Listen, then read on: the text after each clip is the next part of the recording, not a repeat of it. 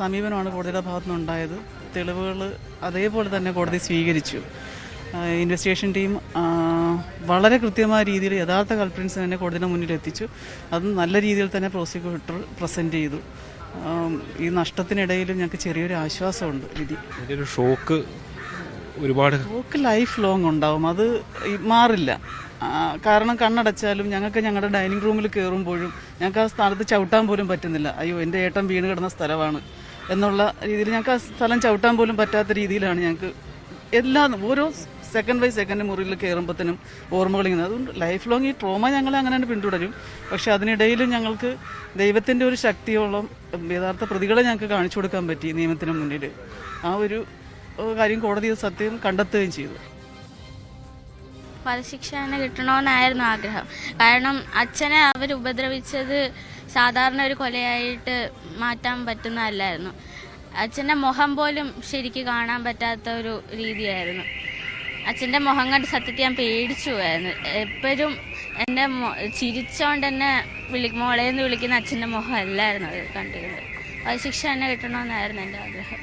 എൻ്റെ അച്ഛൻ ഒരു തെറ്റും ചെയ്തിട്ടില്ലായിരുന്നു. എന്തേലും പ്രതികാരമുള്ളവർ ചെയ്യണം. ഒരു തെറ്റും ചെയ്യാത്ത എൻ്റെ അച്ഛൻ എന്തിനാ ഒരു കൊല്ലുന്നത്? എൻ്റെ അച്ഛൻ ആരും ഉപദ്രവിക്കാത്ത ഒരാളാണ്. ഉറുമ്പിനെ പോലും അച്ഛൻ അറിഞ്ഞോട് ഉപദ്രവിച്ചിട്ടില്ല. അച്ഛൻ അത്രയും ക്രൂരമായിട്ട് കൊല്ലാനും വേണ്ടി എന്ത് പകയാ അച്ഛൻ ചെയ്ത്? ഒരു കാരണവും ഇല്ല.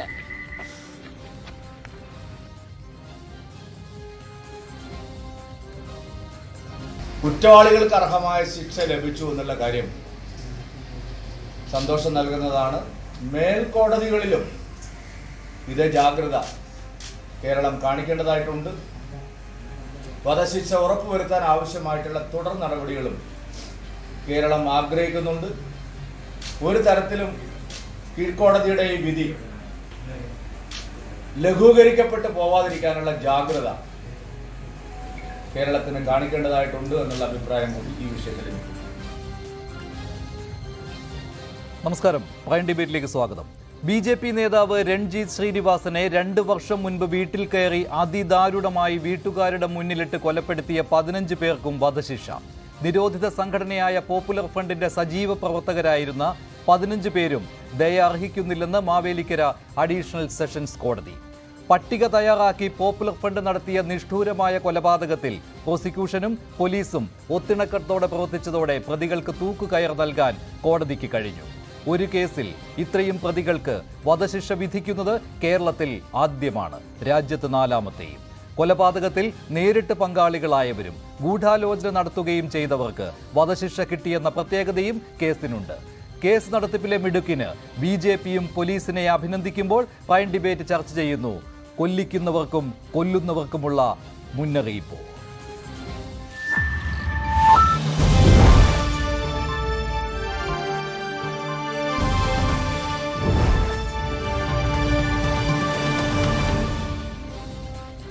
പ്രൈം ഡിബേറ്റിൽ രാഷ്ട്രീയ നിരീക്ഷകൻ ശ്രീ ശ്രീജിത്ത് പണിക്കർ, ബി.ജെ.പി. ആലപ്പുഴ ജില്ലാ president Shri MV. Gopakumar, retired police ഉദ്യോഗസ്ഥൻ ശ്രീ ജോർജ് ജോസഫ്, ഈ കേസ് നടത്തിപ്പിൽ മുഖ്യ പങ്ക് വഹിച്ച special public prosecutor advocate Pratap G Padikkal എന്നിവർ ചേരുകയാണ്. ആദ്യം ശ്രീ പ്രതാപ് ജി പടിക്കൽ, അപൂർവങ്ങളിൽ അപൂർവമാണ് എന്നത് മാത്രമല്ല, ഒരു കേസിൽ ഇത്രയും പ്രതികൾക്ക് വധശിക്ഷ നൽകുക എന്നുള്ള വളരെയധികം പ്രത്യേകതയും ഈ കേസിനുണ്ടായിരുന്നു.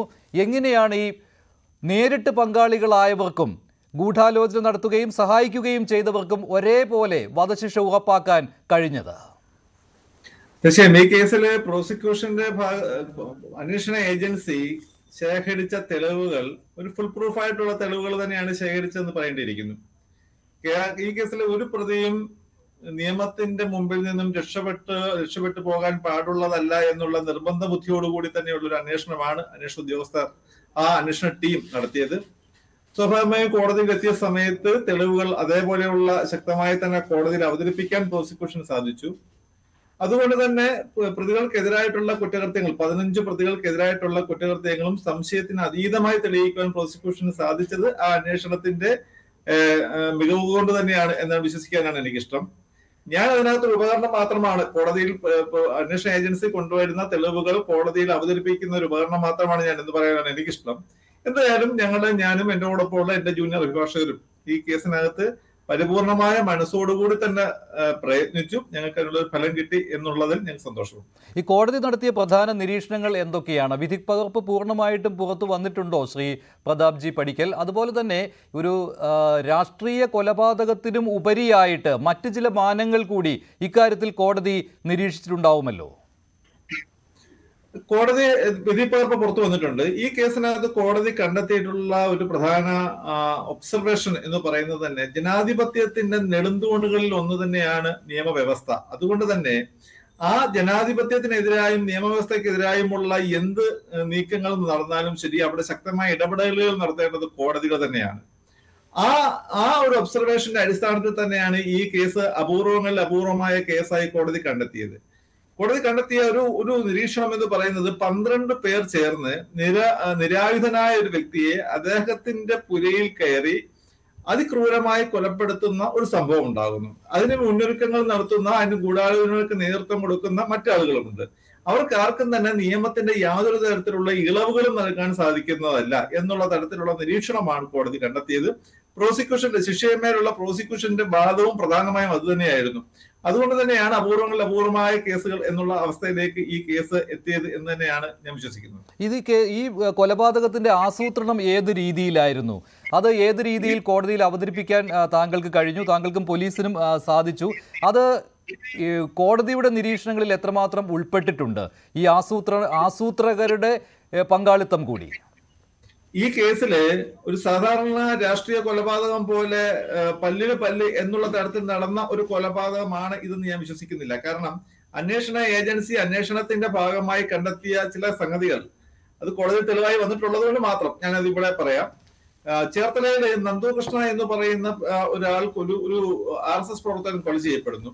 സ്വാഭാവികമായും ആ കൊലപാതകത്തിന് ഒരു റിട്ടാലിയേഷൻ മൂവ്മെന്റ് ഉണ്ടാകും എന്ന് ആ കേസിനകത്തെ പ്രതിഭാഗത്തുള്ള പോപ്പുലർ ഫ്രണ്ട് ഓഫ് ഇന്ത്യ അല്ലെങ്കിൽ അവയുടെ മറ്റൊരു സംഘടന SDPI എന്നീ സംഘടനകളിലെ പ്രവർത്തകർ ചിന്തിക്കുന്നു. അങ്ങനെ ഒരു റിട്ടാലിയേഷൻ മൂവ്മെന്റ് ഉണ്ടായിക്കഴിഞ്ഞാൽ പകരം കൊല ചെയ്യപ്പെടേണ്ടത് ആരെയാണ് എന്നുള്ള ഒരു അന്വേഷണം അവർ നടത്തുന്നു. അതിനുവേണ്ടി അവരൊരു ലിസ്റ്റ് തയ്യാറാക്കുന്നു. ആ ലിസ്റ്റിൽ ഒന്നാം പേരുകാരനാണ് രഞ്ജിത്ത് ശ്രീനിവാസ്. ആ ലിസ്റ്റ് രഞ്ജിത്ത് ശ്രീനിവാസിനെ കൊണ്ട് അവസാനിക്കുന്നില്ല. ആ ലിസ്റ്റിൽ മറ്റു ധാരാളം ആളുകൾ ആ ലിസ്റ്റ് താഴേക്കുണ്ട്. അപ്പോൾ ആ ലിസ്റ്റിലുള്ള ഓരോരുത്തരെയും കൊല ചെയ്യാനുള്ള രീതികൾ എങ്ങനെയാണ്, അവരുടെ വെയറബോട്ട്സ്, അവർ വീടുകളിൽ ആരൊക്കെയുണ്ട്, അവരുടെ വീട്ടിൽ എവിടെയാണ് അവർ താമസിക്കുന്നത്, ആ വീട്ടിൽ തന്നെ അവർ ഏത് മുറിയിലാണ് താമസിക്കുന്നത് തുടങ്ങി വളരെ വിപുലമായ ഒരു അന്വേഷണം ഈ സംഭവം ഇതിന് പിന്നിൽ അവർ നടത്തുന്നു.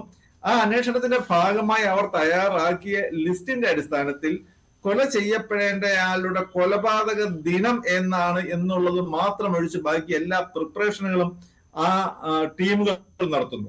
സ്വാഭാവികമായും ഇനി എന്നാണ് കൊലപാതകം എന്നുള്ള തീയതിയിലേക്ക് അവർ കാത്തിരിക്കുമ്പോഴാണ് 2021 ഡിസംബർ 18-ാം തീയതി, അതായത് രഞ്ജിത്ത് ശ്രീനിവാസ് കൊല ചെയ്യപ്പെടുന്നതിന് തലേ ദിവസം രാത്രിയിൽ അവിടെ മറ്റൊരു അനിഷ്ട സംഭവം ഉണ്ടാകുന്നു. ആ അനിഷ്ട സംഭവം ഉണ്ടായി കഴിയുമ്പോൾ ഉടൻ തന്നെ തങ്ങൾ കാത്തിരുന്ന ആ ഒരു അവസരം എത്തി എന്ന് മനസ്സിലാക്കി 8 മണി മുതൽ വിവിധ ഘട്ടങ്ങളായി ഈ കേസിനകത്തെ പ്രതികൾ ഉൾപ്പെടുന്നവർ ഗൂഢാലോചനകൾ നടത്തുന്നു. പല സ്ഥലങ്ങളിൽ പല മേഖലകളായി തിരിച്ചും പലരായ കൂട്ടമായി അവർ ഗൂഢാലോചന നടത്തുന്നു. ആ ഗൂഢാലോചനയുടെ ഭാഗമായി രഞ്ജിത്ത് ശ്രീനിവാസന്റെ ഓഫീസ് ആലപ്പുഴ കോടതിക്ക് നേരെ എതിർവശമാണ്, സത്രത്തിൽ അവിടെയാണ് രഞ്ജിത്ത് ശ്രീനിവാസന്റെ ഓഫീസ്. അപ്പോൾ രാത്രി 9 മണിക്ക് രഞ്ജിത്ത് ശ്രീനിവാസ് അവിടെ ഉണ്ടോ എന്നറിയാൻ വേണ്ടി ഈ പ്രതികൾ തന്നെ 2 പേർ അവിടെ ചെന്ന് നോക്കുന്നു. അപ്പോൾ ആ സമയത്ത് അദ്ദേഹം അവിടെ ഉണ്ടായിരുന്നില്ല. സ്വാഭാവികമായി അവർ തിരിച്ചിത് വന്ന് പറയുന്നു. അപ്പോൾ പിന്നീട് കൊലപാതകം നടത്തണം എന്നുള്ളതിനെ കുറിച്ച് വീണ്ടും കൊലപാതക സമയം, മരണസമയം നിശ്ചയിക്കുന്നതിന് വേണ്ടി വീണ്ടും ഗൂഢാലോചന നടത്തുന്നു. രാത്രി 1 മണിക്ക് കൊലപാതകം നടത്താൻ വേണ്ടി നിശ്ചയിക്കപ്പെടുന്നു. ആ രാത്രി 1 മണിക്ക് കൊലപാതകം നടത്താൻ നിശ്ചയിച്ചപ്പോൾ ഇതിനു വേണ്ടി 2 ടീമുകളെ അതിനുവേണ്ടി അവർ ഒരുക്കുന്നു. SDPI പോപ്പുലർ ഫ്രണ്ട് എന്ന് പറഞ്ഞ സംഘടനകൾക്ക് മേധാവിത്വമുണ്ടെന്ന് വിശ്വസിക്കപ്പെടുന്ന മണ്ണഞ്ചേരി എന്ന് പറയുന്ന പ്രദേശത്തു നിന്നും 8 പേരടങ്ങുന്ന ഒരു ടീമിനെയും, ആലപ്പുഴ ടൗൺ കേന്ദ്രീകരിച്ച് അവിടെ നിന്നും 4 പേരടങ്ങുന്ന ഒരു ടീമിനെയും അവർ ഇതിനായി നിയോഗിക്കുന്നു. ഈ 2 ടീമുകളും കൂടി 8 പേർ മണ്ണഞ്ചേരിയിൽ നിന്നും 4 ഇരുചക്ര വാഹനങ്ങളിലും ആലപ്പുഴ ടൗണിൽ നിന്നുള്ള 4 പേർ 2 ഇരുചക്ര വാഹനങ്ങളിലുമായി രാത്രി 1 മണിയോട് കൂടി ആലപ്പുഴ ടൗണിൽ രഞ്ജിത്ത് ശ്രീനിവാസന്റെ വീടിന് സമീപത്ത് തന്നെ എത്തുന്നു. അതിലൊക്കെ തെളിവുകൾ നമുക്ക് ശേഖരിക്കാൻ ഉണ്ട്. അത് കണ്ട സാക്ഷികളുണ്ട്. മാത്രമല്ല മൊബൈൽ ഫോണുകൾ, ടവർ ലൊക്കേഷനുകളുണ്ട്. അപ്പോൾ അവരവിടെ എത്തിയ സമയത്ത് യാദൃശ്യമായി ആലപ്പുഴ നഗരത്തിലെ ഒരു പോലീസ് ജീപ്പ് അവിടെ നിർത്തിയിട്ടിരിക്കുന്നതായി കണ്ടു. അപ്പോൾ അവര് പെട്ടെന്ന് ധരിച്ചു ഇത് രഞ്ജിത്ത് ശ്രീനിവാസന് എന്റെ വീടിന്റെ അവിടേക്ക് ഇപ്പോൾ പോകുന്നത് ശുഭകരമല്ല എന്ന് അവർ കണ്ടെത്തിയതിന്റെ അടിസ്ഥാനത്തിൽ അവർ തിരികെ പോരുന്നു. ഈ തിരികെ പോന്നു കഴിയുമ്പോൾ അടുത്ത ലക്ഷ്യം എന്ന് പറയുന്നത് കൊലപാതകം നടത്തേണ്ട അടുത്ത സമയം നിശ്ചയിക്കുക എന്നുള്ളതാണ്.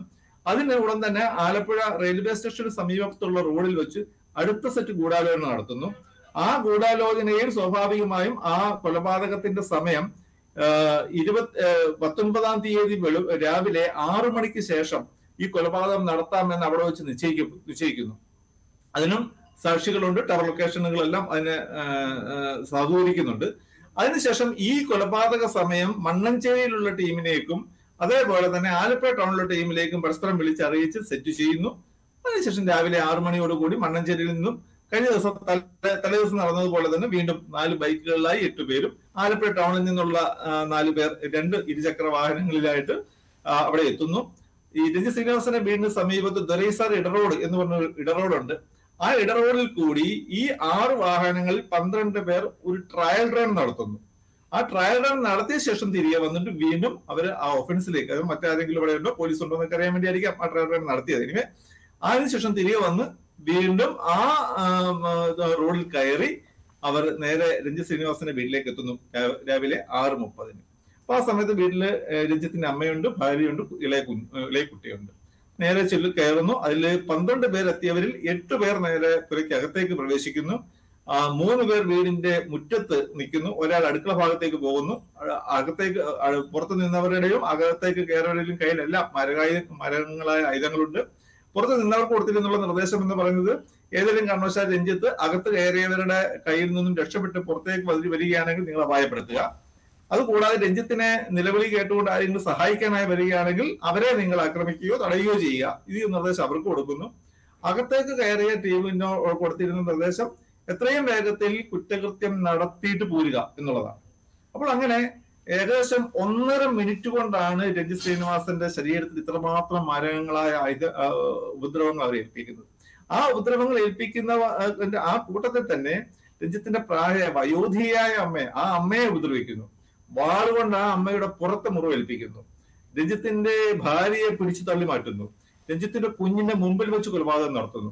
ഏറ്റവും മകസറിനകത്ത് കണ്ട ഏറ്റവും വിഷമം ഉണ്ടാക്കുന്ന സംഗതി എന്ന് പറയുന്നത് രഞ്ജിത്ത് കൊല ചെയ്ത് പെട്ട് കിടക്കുന്ന സ്ഥലത്തിന്റെ തൊട്ട് സമീപത്ത് ഉള്ള ഒരു കോൺക്രീറ്റ് തൂണുള്ള അല്ലെങ്കിൽ അതുപോലത്തെ ഉള്ള ഒരു ഭിത്തി അലമാരയുണ്ട്. ആ ഭിത്തി അലമാരയിൽ ഏകദേശം 1 അടി 1.5 അടി ആഴത്തിലാണ് ഒരു വെട്ടുപാട് പതിഞ്ഞിരിക്കുന്നത്. അപ്പോൾ ആലോചിച്ച് നോക്കൂ, എത്രമാത്രം മാരകമായിട്ടുള്ള വെട്ടുകളാണ്, ആക്രമണമാണ് നടത്തിയത്. മാത്രമല്ല വലിയ പരിശീലനം കിട്ടിയ ആളുകൾ കൂടിയാണല്ലോ. ഈ കേസിന്റെ നടത്തിപ്പ് സമയത്ത് ഈ 15 പേരും ഇപ്പോൾ ഈ വധശിക്ഷയ്ക്ക് വിധിക്കപ്പെട്ട ഈ നരാധമന്മാർ ഇവരല്ലാതെ മറ്റാരുടെയെങ്കിലും പങ്കാളിത്തം കോടതി മുന്നിലേക്ക് കൊണ്ടുവന്നിരുന്നു? അതോ ഈ 15 പേരും തന്നെ ആസൂത്രണം ചെയ്ത് നടപ്പിലാക്കിയതാണോ ഈ കൊലപാതകം? മുകളിലുള്ളവരിലേക്ക് സാധാരണയായി അന്വേഷണം എത്താറില്ല. അങ്ങനെയുള്ള സാഹചര്യം ഈ കേസിൽ ഉണ്ടായിരുന്നോ ഏതെങ്കിലും ഘട്ടത്തിൽ? ഈ കേസില് 12 പേർ ആക്ഷനിൽ നേരിട്ട് പങ്കെടുത്തവരാണ്. അതിനുശേഷമുള്ള 3 പേര്, ആ 3 പേരിൽ ഒരാള് അവിടുത്തെ SDPIയുടെ പഞ്ചായത്ത് അംഗത്തിന്റെ ഭർത്താവാണ്. മറ്റു 2 പേരും അതിന്റെ ചുമതലപ്പെട്ടവരാണ്. ഈ 15 പേരെയാണ് ആദ്യ അന്വേഷണത്തിൽ പോലീസിനെ കണ്ടെത്താൻ സാധിച്ചത്. അവർക്കെതിരെ കുറ്റപത്രമാണ് കൊടുത്തിട്ടുള്ളത്. പക്ഷെ ഗൂഢാലോചന ഇവിടെ കൊണ്ട് തീരുന്നില്ല. ഈ ഗൂഢാലോചനയിൽ പങ്കാളികളായിട്ടുള്ള മറ്റുള്ളവർക്കെതിരെയുമുള്ള അന്വേഷണം നടന്നുകൊണ്ടിരിക്കുകയാണ്. അവരിൽ ചിലരെ അറസ്റ്റ് ചെയ്തിട്ടുണ്ട്. അവർ ചിലർ ജാമ്യത്തിൽ പുറത്ത് നിൽക്കുന്നവരാണ്. സ്വാഭാവികമായും അവർക്കെതിരെയുള്ള കുറ്റപത്രവും അന്വേഷണ ഉദ്യോഗസ്ഥൻ താമസമേന തന്നെ കോടതിയിൽ സമർപ്പിക്കും എന്നാണ് മനസ്സിലാക്കിയിട്ടുള്ളത്. സ്വാഭാവികമായും അവരും ഈ വിചാരണ നേരിടേണ്ടി വരും.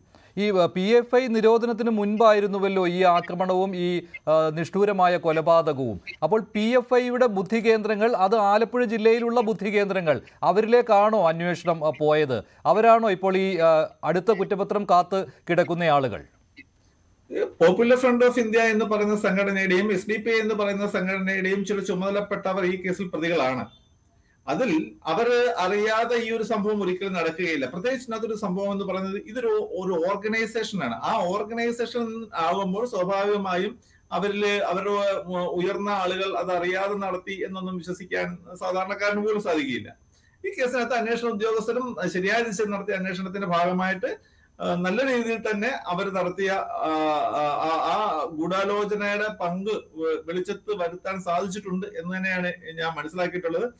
അന്വേഷണം നടന്നുകൊണ്ടിരിക്കുന്ന കേസിന്റെ കുറ്റപത്രം സമർപ്പിക്കപ്പെടാത്തതുകൊണ്ട് ആ കാര്യത്തിനെ കുറിച്ച് പറയാൻ എനിക്ക് ചില പരിമിതികളുണ്ട്. അതുകൊണ്ട് അതിലേക്ക് എനിക്ക് കൂടുതലായിട്ട് ഇപ്പോൾ പറയാൻ സാധിക്കുന്നില്ല. ഇത് ഈ പട്ടിക തയ്യാറാക്കി നടത്തിയ കൊലപാതകം എന്നതിലേക്ക് വിരൽ ചൂണ്ടിയത് ഒരു പ്രധാന പ്രതിയുടെ മൊബൈൽ ഫോൺ പരിശോധിച്ചതിൽ നിന്നാണല്ലോ.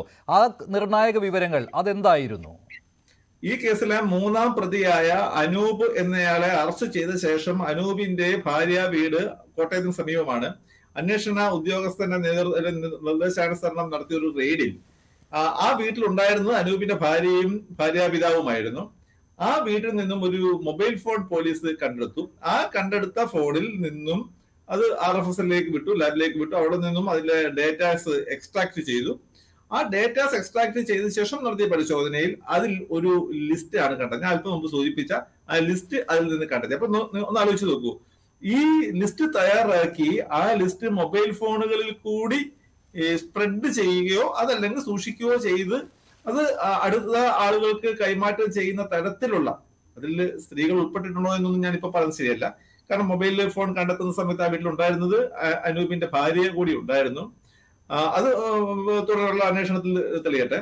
അപ്പോൾ ആ തരത്തിലുള്ള ഒരു രീതിയാണ് പോപ്പുലർ ഫ്രണ്ട് ഈ ഒരു കേസിനകത്ത് നടത്തിയത് എന്നുള്ളത്. മറ്റൊരു കാര്യം എന്ന് പറയുന്നത്, ഈ കേസിനകത്ത് ഇവരാരും തന്നെ പോപ്പുലർ ഫ്രണ്ടിന്റെയോ SDPIയുടെയോ പ്രവർത്തകരല്ല എന്ന് തെളിഞ്ഞിട്ടില്ല. ഇവരെല്ലാവരും പോപ്പുലർ ഫ്രണ്ടിന്റെയും SDPIയുടെയും പ്രവർത്തകരാണ് എന്നുള്ള അതേ രീതിയിൽ തന്നെയാണ് കേസിന്റെ അന്വേഷണം നടത്തിയിട്ടുള്ളതും അതുപോലെ തന്നെ തെളിവുകൾ കോടതി അവതരിപ്പിച്ചിട്ടുള്ളതും ആ തെളിവുകൾ കോടതി സ്വീകരിച്ചിട്ടുള്ളതും. അതല്ല എന്ന് തെളിയിക്കാൻ പ്രതികൾക്കും സാധിച്ചിട്ടില്ല. ഈ പോപ്പുലർ ഫ്രണ്ടിന്റെ നിരോധനത്തിന് മുൻപ് ഈ കേസിന്റെ നടത്തിപ്പിന് എന്തെങ്കിലും ബുദ്ധിമുട്ടുകൾ ഉണ്ടായിരുന്നോ?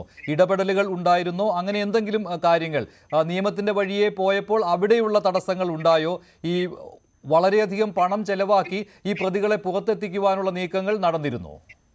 കേസിന്റെ അന്വേഷണ ഘട്ടത്തിലേക്കുള്ള ഇടപെടലുകൾ, പുറത്തുനിന്നുള്ള ഇടപെടലുകളൊന്നും അന്വേഷണ ഏജൻസി അനുവദിച്ചിട്ടില്ല. അതുകൊണ്ട് അങ്ങനെ കേസിന്റെ അന്വേഷണത്തിന്റെ ഇടയിലേക്ക് മറ്റു ഇടപെടലുകൾ നടത്തിയിട്ടില്ല. പക്ഷെ ഇവിടെ പറയേണ്ട ഒരു സംഗതി, ഈ കേസിൽ സാക്ഷി പറയാനായിട്ടെത്തിയ, സംഭവം കണ്ടവരും അതല്ലാത്തവരുമായ മത്സരം പോലെയുള്ള കാര്യങ്ങൾക്കകത്ത് അറ്റസ്റ്റഡ് ആയിട്ടുള്ള സാക്ഷികളൊക്കെ അവരെല്ലാവരും ജീവൻ ഭയത്തോടു കൂടി തന്നെയാണ് കോടതിയിൽ എത്തിയതെന്ന് പറയേണ്ടിയിരിക്കുന്നു. കാരണം പലരും കോടതിയിൽ വരുന്ന പറയുമ്പോൾ തന്നെ അവരുടെ ശരീരഭാഷയിൽ നിന്നും ഈ പ്രതികളെ അവർ എത്രമാത്രം ഭയക്കുന്നു എന്നുള്ളത് വ്യക്തമായിരുന്നു.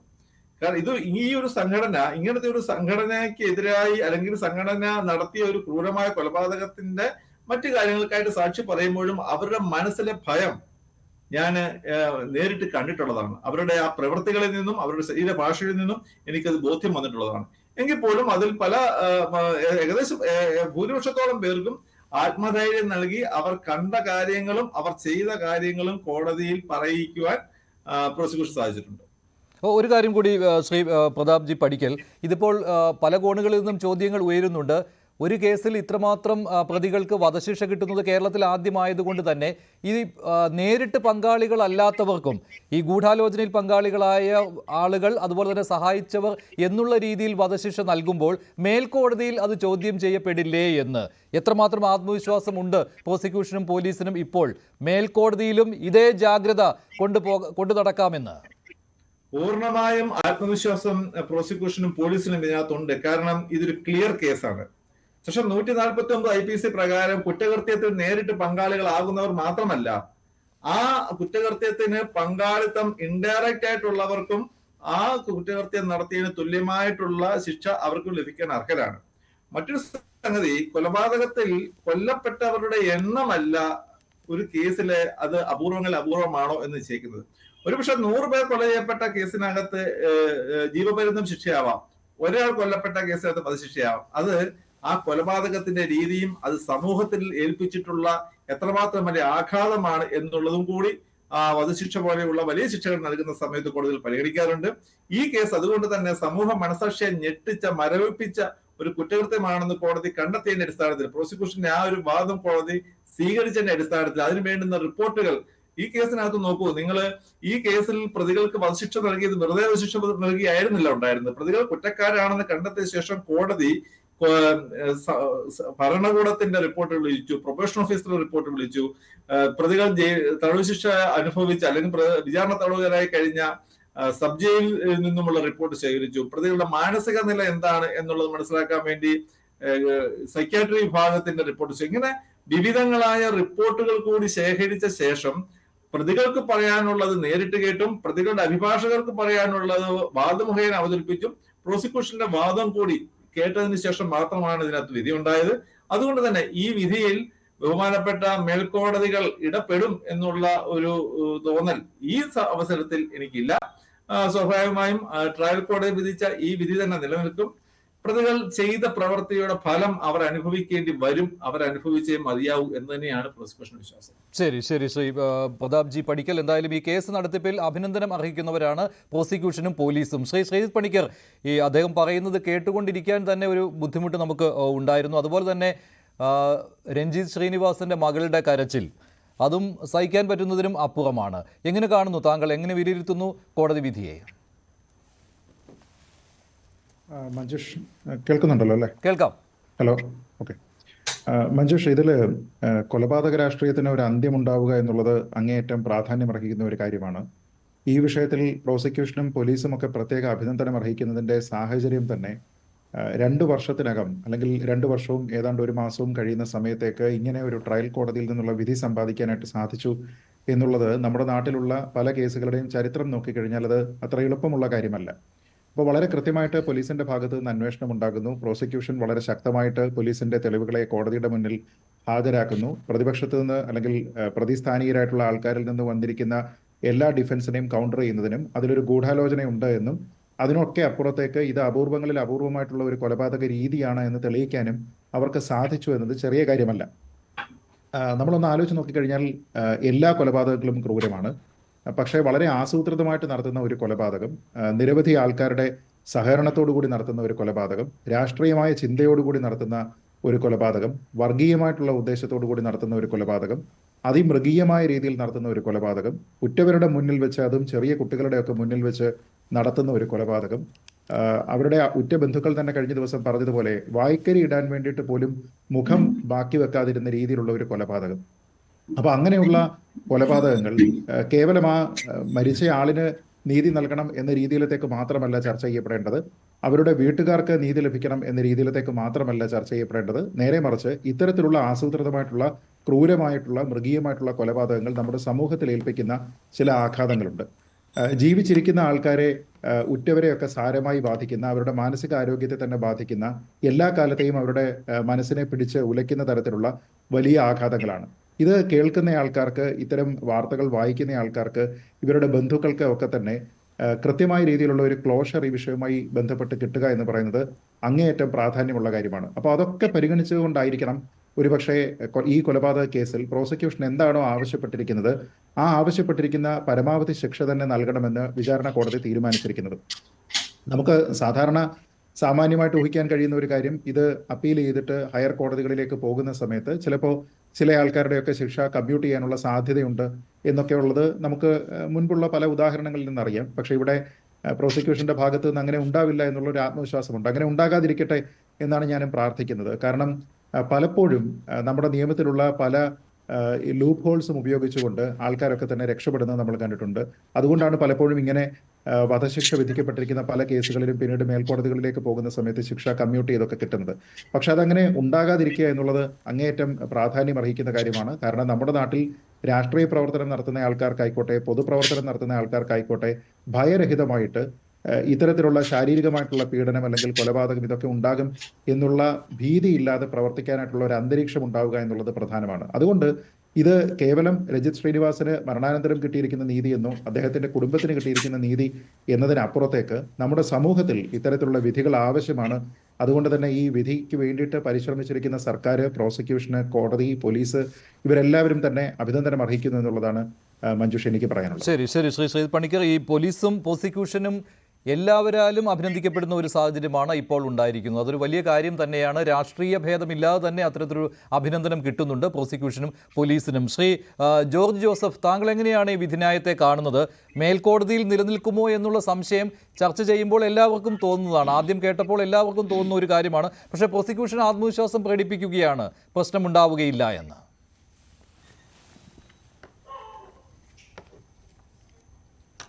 തീർച്ചയായിട്ടും ഇത് ഹൈക്കോടതിയിൽ നിന്ന് രക്ഷപ്പെടാനുള്ള സാധ്യത വളരെ വിരളമാണ്. കാരണം ഈ കേസിൻ്റെ ആ ഇൻവെസ്റ്റിഗേഷൻ്റെ പോക്ക് അങ്ങനെയാണ്. DYSPയെ പ്രത്യേകിച്ച് അഭിനന്ദിക്കാതിരിക്കാൻ കഴിയില്ല. ജയരാജും ആ ടീമും ചെയ്ത സേവനം ഇതിനകത്ത് നമ്മൾ കാണുന്ന ഒരു പ്രത്യേക മോട്ടീവ് ഇതിനകത്ത് വളരെ കൃത്യമാണ്. കാരണം ആ മൂന്നാം പ്രതിയുടെ മൊബൈൽ ഫോൺ, അങ്ങനെ ഭാര്യയുടെ മൊബൈൽ ഫോണാണെന്ന് പറയുന്നു, അതിനകത്ത് ഹിറ്റ് ലിസ്റ്റുണ്ട്. ആ മൂന്നാം പ്രതിയിൽ ഒന്നാമത്തെ ഹിറ്റ് ലിസ്റ്റിൽ ഒന്നാം സ്ഥാനം ആ രഞ്ജിത്ത് ശ്രീനിവാസൻ തന്നെ. വേറെ പലരും അതിൻ്റെ അടിയിലോട്ടുണ്ട്. അപ്പോൾ ആസൂത്രണത്തിൻ്റെ ഇപ്പോൾ ആ ഓപ്പറേഷൻ രീതി കാണുമ്പം അദ്ദേഹത്തിൻ്റെ ഓഫീസിൽ ഇവർ ഒന്ന് പോയൊരു അറ്റംപ്റ്റ് നടത്തി അവിടെ വെച്ച് കൊല്ലാൻ തീരുമാനിച്ചിട്ട് അവിടെ നിന്ന് അവർ പിൻവാങ്ങി. രാത്രി 11 മണിക്ക് ഇദ്ദേഹത്തിൻ്റെ വീടിൻ്റെ അവിടെ ഒന്ന് നടത്താമെന്ന് വിചാരിച്ചപ്പോൾ അവിടെ ഒരു പോലീസ് വണ്ടി രാത്രി കിടക്കുന്ന കണ്ടിട്ടു, അവിടുന്ന് പിന്മാറി. രാവിലെ 6 മണിക്ക് വീട്ടിൽ ചെല്ലുകയാണ്. അവർ ഉറങ്ങി എഴുന്നേറ്റുള്ള കുട്ടികളൊക്കെ വീടിൻ്റെ വാതിൽ ചവിട്ടിപ്പൊളിച്ച് അകത്ത് കയറി. അവർ 9 പേര്, ഒരാൾ വെളിയിൽ നിന്നു ചാടിപ്പോയാൽ പിടിച്ച് വെട്ടിയിടാനായിട്ട്, ബാക്കിയുള്ളവരകത്ത് കയറി വെട്ടിക്കൊന്നു. ആ അമ്മ പറഞ്ഞ പോലെ വായിക്കരിയിടാൻ പോലും സ്പൈസ് ഇല്ലായിരുന്നു ആ മുഖത്ത്. അതുപോലെ വെട്ടി വികൃതമാക്കി. 42ഓളം വെട്ടുണ്ട്. ഇത് നമ്മൾ അത് ഏത് രാഷ്ട്രീയത്തിൻ്റെ വൈരാഗ്യത്തിലായാലും ശരി, ഏത് രീതിയിൽ ഒരു വൈരാഗ്യമായാലും ഇതുപോലെ ഒരു ക്രൂരമായ കൊലപാതകം നമ്മൾ കണ്ടിട്ടില്ല. ആ കുട്ടികളുടെ നിലവിളി നമ്മളിപ്പോഴും എൻ്റെ മനസ്സിൽ കൂടെ നിൽക്കുകയാണ്. എൻ്റെ അപ്പൻ ഒരു ഉറുമ്പിനെ പോലും കൊല്ലുന്നിട്ടില്ല, ഒരു മനുഷ്യനോടും വൈരാഗ്യമില്ല, ഇതിനു മുമ്പ് ഒരു കേസുമില്ല. പിന്നെ എന്തിനാണ് എൻ്റെ അപ്പനെ കൊന്നത്? നമ്മുടെ കണ്ണീര് വീണു, നമ്മുടെയൊക്കെ കണ്ണിനകത്ത് കണ്ണീര് പൊടിഞ്ഞു. അത് വളരെ വേദനയോടെ ഞാൻ കേട്ടുകൊണ്ടിരിക്കുന്നത്. അപ്പം കോടതി ആ രീതിയിൽ തന്നെ സഞ്ചരിച്ചിട്ടുണ്ട്. കാരണം പ്രതാപൻ പടിക്കൽ പറഞ്ഞ ആ പ്രോസിക്യൂഷൻ, ഇതിനകത്തൊരു പ്രത്യേകത, അത് മറ്റുള്ള പോലീസ് ഉദ്യോഗസ്ഥർക്കാർക്കും ഇതൊരു മാതൃകയായിരിക്കണം. എത്ര കൃത്യമായിട്ട് ആ സാക്ഷികൾ കോടതിയിൽ വന്നു. 146 സാക്ഷികളെ വിസ്തരിച്ചിട്ടുണ്ട്. പലർക്കും ഭയമാണ്, അവർക്ക് മരണം സംഭവിക്കുന്ന പേടിയാണ്. പോലീസ് ഉദ്യോഗസ്ഥന്മാരെ ആ സാക്ഷികൾക്ക് വേണ്ട ധൈര്യം ഒത്താശ കൊടുത്തു കോടതിയിൽ വന്ന് അവരെല്ലാവരും മൊഴി പറഞ്ഞു. അതുകൊണ്ടാണ് ഇതിനകത്തൊരു പ്രത്യേകത. രഞ്ജിത്ത് ശ്രീനിവാസന്റെ ഭാര്യ ലിഷ പറയുന്നുണ്ടായിരുന്നു, അവർക്ക് നേരിട്ട് ഭീഷണി ഉണ്ടായി. ആ നേരിട്ട ഭീഷണി വളരെ വിചിത്രമായ രീതിയിലായിരുന്നു. സ്ത്രീകളാണ് വന്നത്. സ്ത്രീകൾ വന്ന് വളരെ സൗമ്യമായ രീതിയിൽ സംസാരിച്ച് അത് ഭീഷണിയുടെ സ്വരത്തിലേക്ക് മാറുകയായിരുന്നുവെന്ന്. അപ്പോൾ എന്തെല്ലാം കുതന്ത്രങ്ങൾ ഈ പോപ്പുലർ ഫ്രണ്ടിന്റെ പ്രവർത്തകർ കാണിച്ചിട്ടുണ്ടാവണം. അവർ നേരിട്ടെന്ന് പറഞ്ഞിരുന്നു.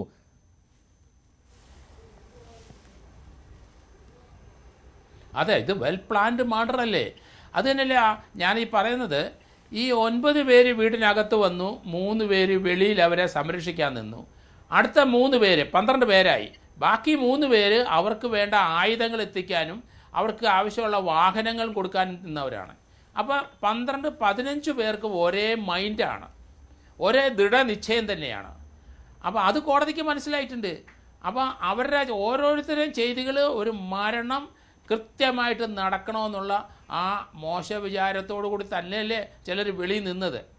അതിനു മുമ്പ് അവർ ട്രയൽ റണ്ണ് നടത്തി നോക്കി. എത്ര ക്ലീൻ ആയിട്ടുള്ള ഓപ്പറേഷനായിരുന്നു ഇത്. അപ്പോൾ അത് നമുക്ക് കേരളത്തിലോ ഇന്ത്യയിലുള്ള ജനങ്ങൾക്ക് ഇത് പൊറുക്കാൻ കഴിയില്ല. ആരോ ആയിക്കോട്ടെ, ഏത് രാഷ്ട്രീയ പാർട്ടി ആയാലും ശരി, ഏത് മതപ്പെട്ട ആളായാലും ശരി, ഈ കൊലപാതകികളെ അതേ രീതിയിൽ തന്നെ അവർക്ക് എക്സിക്യൂഷൻ നടത്തണം. അതാണ് ഞാൻ പറയുന്നത്. കാരണം ഹൈക്കോടതി പോയാൽ നേരത്തെയൊക്കെ ചില ലൂപ്പ് ഹോൾസ് അവിടെ ഇവിടെയൊക്കെ പല കേസിനകത്ത് നമുക്ക് കാണാം. പക്ഷേ ഇതിനകത്ത് അതുകൊണ്ടാണ് ഞാൻ ആ DYSP അഭിനന്ദിക്കുന്നത്. ഒരു ലൂപ്പ് ഹോളും ഇല്ല, ഒരേ മൈൻഡിൽ തന്നെയാണ് ഈ 15 പേരും. അവരുടെ എല്ലാവരുടെയും ഓരോരുത്തരുടെ റോള് കൃത്യമായിട്ട്, അവരുടെ ആ കോൺസ്പിറസി റോള് കൃത്യമായിട്ട് കോടതിയിൽ വന്നു. അതിന് പഠിക്കലിനെ കൂടെ അഭിനന്ദിക്കും. കാരണം പോലീസിൻ്റെ കുറ്റച്ചാർജ് എത്ര കഷ്ടപ്പെട്ട് 90 ദിവസത്തിനകമാണ് അവർ ആ കുറ്റച്ചാർജ് തയ്യാറാക്കിയത്. 146 സാക്ഷികളെ ഇതിനകത്ത് വിസ്തരിച്ചിട്ടുണ്ട്. അത് കോടതിയിൽ ആ മനോവേദനയോടെ തന്നെ ആയിരിക്കണം പഠിക്കൽ ഉൾപ്പെടെയുള്ളവർ ആ കോടതിയെ പ്രസൻറ്റ് ചെയ്ത്. കോടതിക്ക് അത് മനസ്സിലാകുന്നുണ്ട്. നമ്മൾ വിചാരിക്കും ഒരു കേസിനകത്ത് 15 പേരെ തൂക്കി കൊല്ലാവുമെന്ന്. ഒരു കേസ് 100 പേരെ കൊല്ലുന്നതല്ല പ്രശ്നം. ഒരാളെ കൊല്ലാൻ അതേ മൈൻഡുള്ള 100 പേരായാലും ശരി 100 പേരെയും വിധിക്കാതിരിക്കാൻ ഒക്കില്ല. ഇതിനകത്ത് 15 പേരെ തൂക്കിക്കൊല്ലാൻ വിധിച്ചെങ്കിൽ ഒരാളെ പോലും സ്പെയർ ചെയ്യാൻ കോടതിക്ക് കഴിയുന്നില്ല. ഒരേ റോള്, ഒരേ ചിന്ത, ഒരേ മനസ്സ്. അപ്പോൾ അത് കോടതിക്ക് മനസ്സിലായി. അതുകൊണ്ടാണ് 15 പേരെയും തൂക്കിക്കൊല്ലാൻ വിധിച്ചതും. ഹൈക്കോടതിയിൽ ഒരു കാരണവശാലും ഇതിനകത്തുനിന്ന് ഒരാൾ രക്ഷപ്പെടാനുള്ള സാധ്യത വളരെ കുറവാണ്. നമുക്ക് ഇന്ത്യയിലെ പല കേസുകൾ നമുക്കറിയാം. ഏറ്റവും അവസാനത്തെ തൂക്കിക്കൊല നടന്ന 2022 നമുക്ക് ഡൽഹിയിലുള്ള ഒരു മെഡിക്കൽ വിദ്യാർത്ഥിയെ അവരെ പീഡിപ്പിച്ച് കൊന്ന കേസിനകത്ത് 4 പേരെ 2020 എനിക്ക് തോന്നുന്നു തൂക്കിക്കൊന്നു, 22. അപ്പോൾ അവർ ആ തൂക്കുകാരൻ്റെ അടുത്തോട്ട് പോകുമ്പോൾ അവർ ബലം പിടിക്കുകയാണ്. കാരണം ഇതാ തങ്ങളുടെ ജീവിതം അവസാനിച്ചിരിക്കുന്നു. ഈ ചിന്ത വേണം. കൊല്ലാൻ പോകുന്നവർക്കൊക്കെ ഈ ചിന്ത വേണം. കോടതിയിൽ നിന്ന് രക്ഷപ്പെട്ടു പോകാമെന്ന് കരുതരുത്. നല്ല ഉദ്യോഗസ്ഥന്മാരും നല്ല പ്രോസിക്യൂട്ടറും ഇവിടെ ഉണ്ട്. ഇത് കൃത്യമായ ഒരു മൊഴി കൊടുക്കാനായിട്ട് സാക്ഷികൾക്ക് സാധിച്ചു. അതേപടി കോടതിയുടെ മനസ്സിലോട്ട് അതെല്ലാം കയറി. അതുകൊണ്ട് കേരളത്തിലെ ഈ ക്യാപിറ്റൽ പണിഷ്മെൻറ്റിനകത്ത് ചിലരൊക്കെ ലൈഫ് ഇംപ്രിസ്മെൻ്റ് ഒക്കെ പോയിട്ടുണ്ടാവും. പക്ഷേ ഇത് കൃത്യമായ ഒരു ക്യാപിറ്റൽ പണിഷ്മെൻറ്റ് കിട്ടാനുള്ള ഒരു യോഗ്യത ഇവർക്ക് ഉണ്ട് താനും. അതിനുള്ള എവിഡൻസ് വന്നിട്ടുണ്ട്. എവിഡൻസ് എന്ന് തന്നെയാണ് വിലയിരുത്തുന്നത്. നിയമവിദഗ്ധരും അങ്ങനെ തന്നെയാണ് പറയുന്നത്. പോലീസിൽ നിന്നും അങ്ങനെ തന്നെയാണ് വിലയിരുത്തൽ വരുന്നത്. ശ്രീ ഗോപകുമാർ, തുടക്കത്തിൽ നിങ്ങൾ സംശയിച്ചിരുന്നുവല്ലോ പോലീസ് ഇത് കൃത്യമായിട്ട് കേസ് അന്വേഷിക്കുമോ എന്ന്. പക്ഷേ എവിടെ വെച്ച് ഏത് ഉദ്യോഗസ്ഥൻ വഴിയാണ് ഇത്ര സമർത്ഥമായിട്ട് നിങ്ങൾക്ക് പോലും ഒരു എതിരഭിപ്രായം ഉന്നയിക്കാൻ കഴിയുന്നില്ല? വളരെ കൃത്യമായിട്ടുള്ള അന്വേഷണം, പഴുതടച്ച അന്വേഷണം, അതേപോലെ തന്നെ പ്രോസിക്യൂഷനും ഇതിൽ ഇടപെട്ടു എന്നാണ്. എങ്ങനെയാണ് ഈ കേസ് അന്വേഷണത്തെ കാണുന്നത്? തീർച്ചയായും പോലീസ് അന്വേഷണ ഉദ്യോഗസ്ഥന്മാരും അതുപോലെ പ്രോസിക്യൂഷനും ഈ കാര്യത്തിൽ സ്വീകരിച്ചിട്ടുള്ള നിലപാടും ആത്മാർത്ഥതയും അതൊരു മാതൃകയാണ്. അതുകൊണ്ടാണ് ഈ തരത്തിലുള്ള ഒരു കോടതി വിധി രഞ്ജിത്ത് ശ്രീനിവാസന്റെ ജീവന് നമുക്ക് വില കൽപ്പിക്കാൻ, അദ്ദേഹത്തിന്റെ ജീവന് പരിഹാരമൊന്നുമില്ല. അതിന് വേറൊരു പരിഹാരമില്ല. എങ്കിലും ആ കുടുംബത്തിനോടൊരു നീതി കാണിക്കാൻ കഴിഞ്ഞത് അതുകൊണ്ടാണ്. യഥാർത്ഥത്തിൽ കേരളത്തിന്റെ ഇവിടെ മഞ്ജുഷ് സൂചിപ്പിച്ചതുപോലെ കേരളത്തിന്റെ ഒരു അനുഭവം നമ്മൾ കഴിഞ്ഞകാല അനുഭവങ്ങൾ വെച്ച് നോക്കിയാൽ ഒരിക്കലും ഇപ്പോൾ നമ്മുടെ മുന്നിൽ ഒരുപാട് ഉദാഹരണങ്ങൾ പറയാനുണ്ടാവും. ഞാൻ അതിലേക്കൊന്നും കടക്കാൻ ആഗ്രഹിക്കുന്നില്ല. ആ അനുഭവങ്ങൾ വെച്ച് പരിശോധിച്ചാൽ പോലും നമുക്ക് ഇങ്ങനെ ഒരു പ്രതീക്ഷ, ഇങ്ങനെ ഒന്ന് സംഭവിക്കുമെന്ന് പ്രതീക്ഷിക്കാൻ കഴിയുന്ന ഒരു സാഹചര്യം അല്ലായിരുന്നു എന്നുള്ളത് യാഥാർത്ഥ്യമാണ്. തീർച്ചയായും അന്വേഷണ ഉദ്യോഗസ്ഥന്മാർ മനസ്സ് വെച്ചാൽ ഈ തരത്തിലുള്ള സത്യസന്ധമായ നിലപാടുകൾ സ്വീകരിക്കാൻ കഴിയും എന്നുള്ളതിൻ്റെ ഒരു തെളിവാണ്. ഇപ്പോൾ കേന്ദ്ര സർക്കാർ എടുത്ത നിലപാട്, അതായത് PFI നിരോധനം നടപ്പിലാക്കിയ ആ നിലപാട് പോലും സാധൂകരിക്കുന്ന തരത്തിലുള്ള ഒരു വിധിയാണ് കോടതിയുടെ ഭാഗത്തുനിന്ന് ഉണ്ടായിട്ടുള്ളത്. ഈ കോടതി വിധിക്ക് ശേഷം ആ ജഡ്ജിയെ ഭീഷണിപ്പെടുത്തുന്ന നിരവധി സാമൂഹ്യ മാധ്യമങ്ങളിലൂടെ അവരെ ഭീഷണി ഉയർത്താൻ ഒരു മടിയുമില്ലാതെ സമൂഹ മാധ്യമങ്ങളിൽ വന്നിട്ടുള്ള PFIയുടെയും SDPയുടെയും ഒക്കെ നേതാക്കന്മാരുണ്ട്. അത് പോലീസ് വളരെ ഗൗരവത്തോടെ കാണേണ്ട ഒരു വിഷയമാണ്. ഇത് രഞ്ജിത്ത് നമുക്കറിയാം, അദ്ദേഹം ആലപ്പുഴ കോടതിയിലെ പ്രഗത്ഭനായിട്ടുള്ള ഒരു അഭിഭാഷകൻ. ആ വക്കീലന്മാരുടെ ഇടയിൽ, അഭിഭാഷകരുടെ ഇടയിൽ ഒരു തരത്തിലും അദ്ദേഹത്തിനോട് ഒരു എതിരഭിപ്രായമില്ല. എല്ലാവരോടും സ്നേഹത്തോടു കൂടി, എല്ലാ മതവിഭാഗത്തിൽപ്പെടുന്ന ആളുകളോടും നല്ല സ്നേഹത്തോടു കൂടി പെരുമാറുന്ന ഒരു വ്യക്തിത്വം. പിന്നോക്ക, അതായത് മത്സ്യപ്രവർത്തക സംഘത്തിന്റെ പ്രവർത്തകനായിരുന്നു അദ്ദേഹം. രാഷ്ട്രീയ സ്വയംസേവക സംഘത്തിലൂടെ വളർന്ന് മത്സ്യപ്രവർത്തക സംഘത്തിന്റെ പ്രവർത്തകനായി തീരദേശ ജനതയ്ക്ക് വേണ്ടി വലിയ പോരാട്ടങ്ങൾ, വലിയ വലിയ പ്രവർത്തനങ്ങൾ ആ ജനത കഷ്ടപ്പാട് അനുഭവിക്കുന്ന ജനങ്ങൾക്ക് വേണ്ടി നടത്തി. അദ്ദേഹം പിന്നീട് BJPയുടെ ഭാരവാഹിയായി, ജില്ലാ ഉപാധ്യക്ഷനായി, അതിനുശേഷം OBC മോർച്ചയുടെ സംസ്ഥാന സെക്രട്ടറി ആയിരിക്കെയാണ് അദ്ദേഹത്തെ കൊലപ്പെടുത്തുന്നത്. നമുക്കറിയാം, തീരദേശത്ത് തീവ്രവാദ ശക്തികളുടെ ആസൂത്രിതമായ നുഴഞ്ഞുകയറ്റം, തീരദേശ ജനതയെ ചൂഷണം ചെയ്തുകൊണ്ട് ആ തീരദേശ മേഖലയിൽ തീവ്രവാദ ശക്തികൾ അവരുടെ നങ്കൂരം ഉറപ്പിക്കാൻ നടത്തിയ പരിശ്രമങ്ങൾക്ക് നമ്മുടെ രഞ്ജിത്ത് ശ്രീനിവാസനെ പോലെ ഉള്ളവർ ഒരു വിലങ്ങുതടിയായിരുന്നു എന്നുള്ളതാണ് യാഥാർത്ഥ്യം.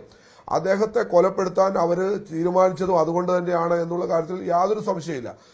അതിരാവിലെ ഒരു വീട്ടിൽ കയറി ചെല്ലുക, ആ വീട്ടിൽ അമ്മയുടെയും സഹോദരനുണ്ട്, ആ വീട്ടിൽ അമ്മയുടെയും ഭാര്യയുടെയും മകളുടെയും മുന്നിലിട്ട് അതിക്രൂരമായി, ഇപ്പോൾ നമ്മളിവിടെ പ്രഗത്ഭരായിട്ടുള്ള അഭിഭാഷകരാണ് സംസാരിച്ചത്, അപ്പോൾ അവർ രക്ഷപ്പെടാൻ ശ്രമിക്കുന്നവരെയും അദ്ദേഹം രക്ഷപ്പെട്ടാലും വകവരുത്താനുള്ള എല്ലാ ആസൂത്രിതവും അവിടെ നടത്തിയിട്ടാണ് ഈ കൊലപാതകം നടത്തുന്നത് എന്നുള്ളത് എത്രത്തോളം ഭീകരമാണ്.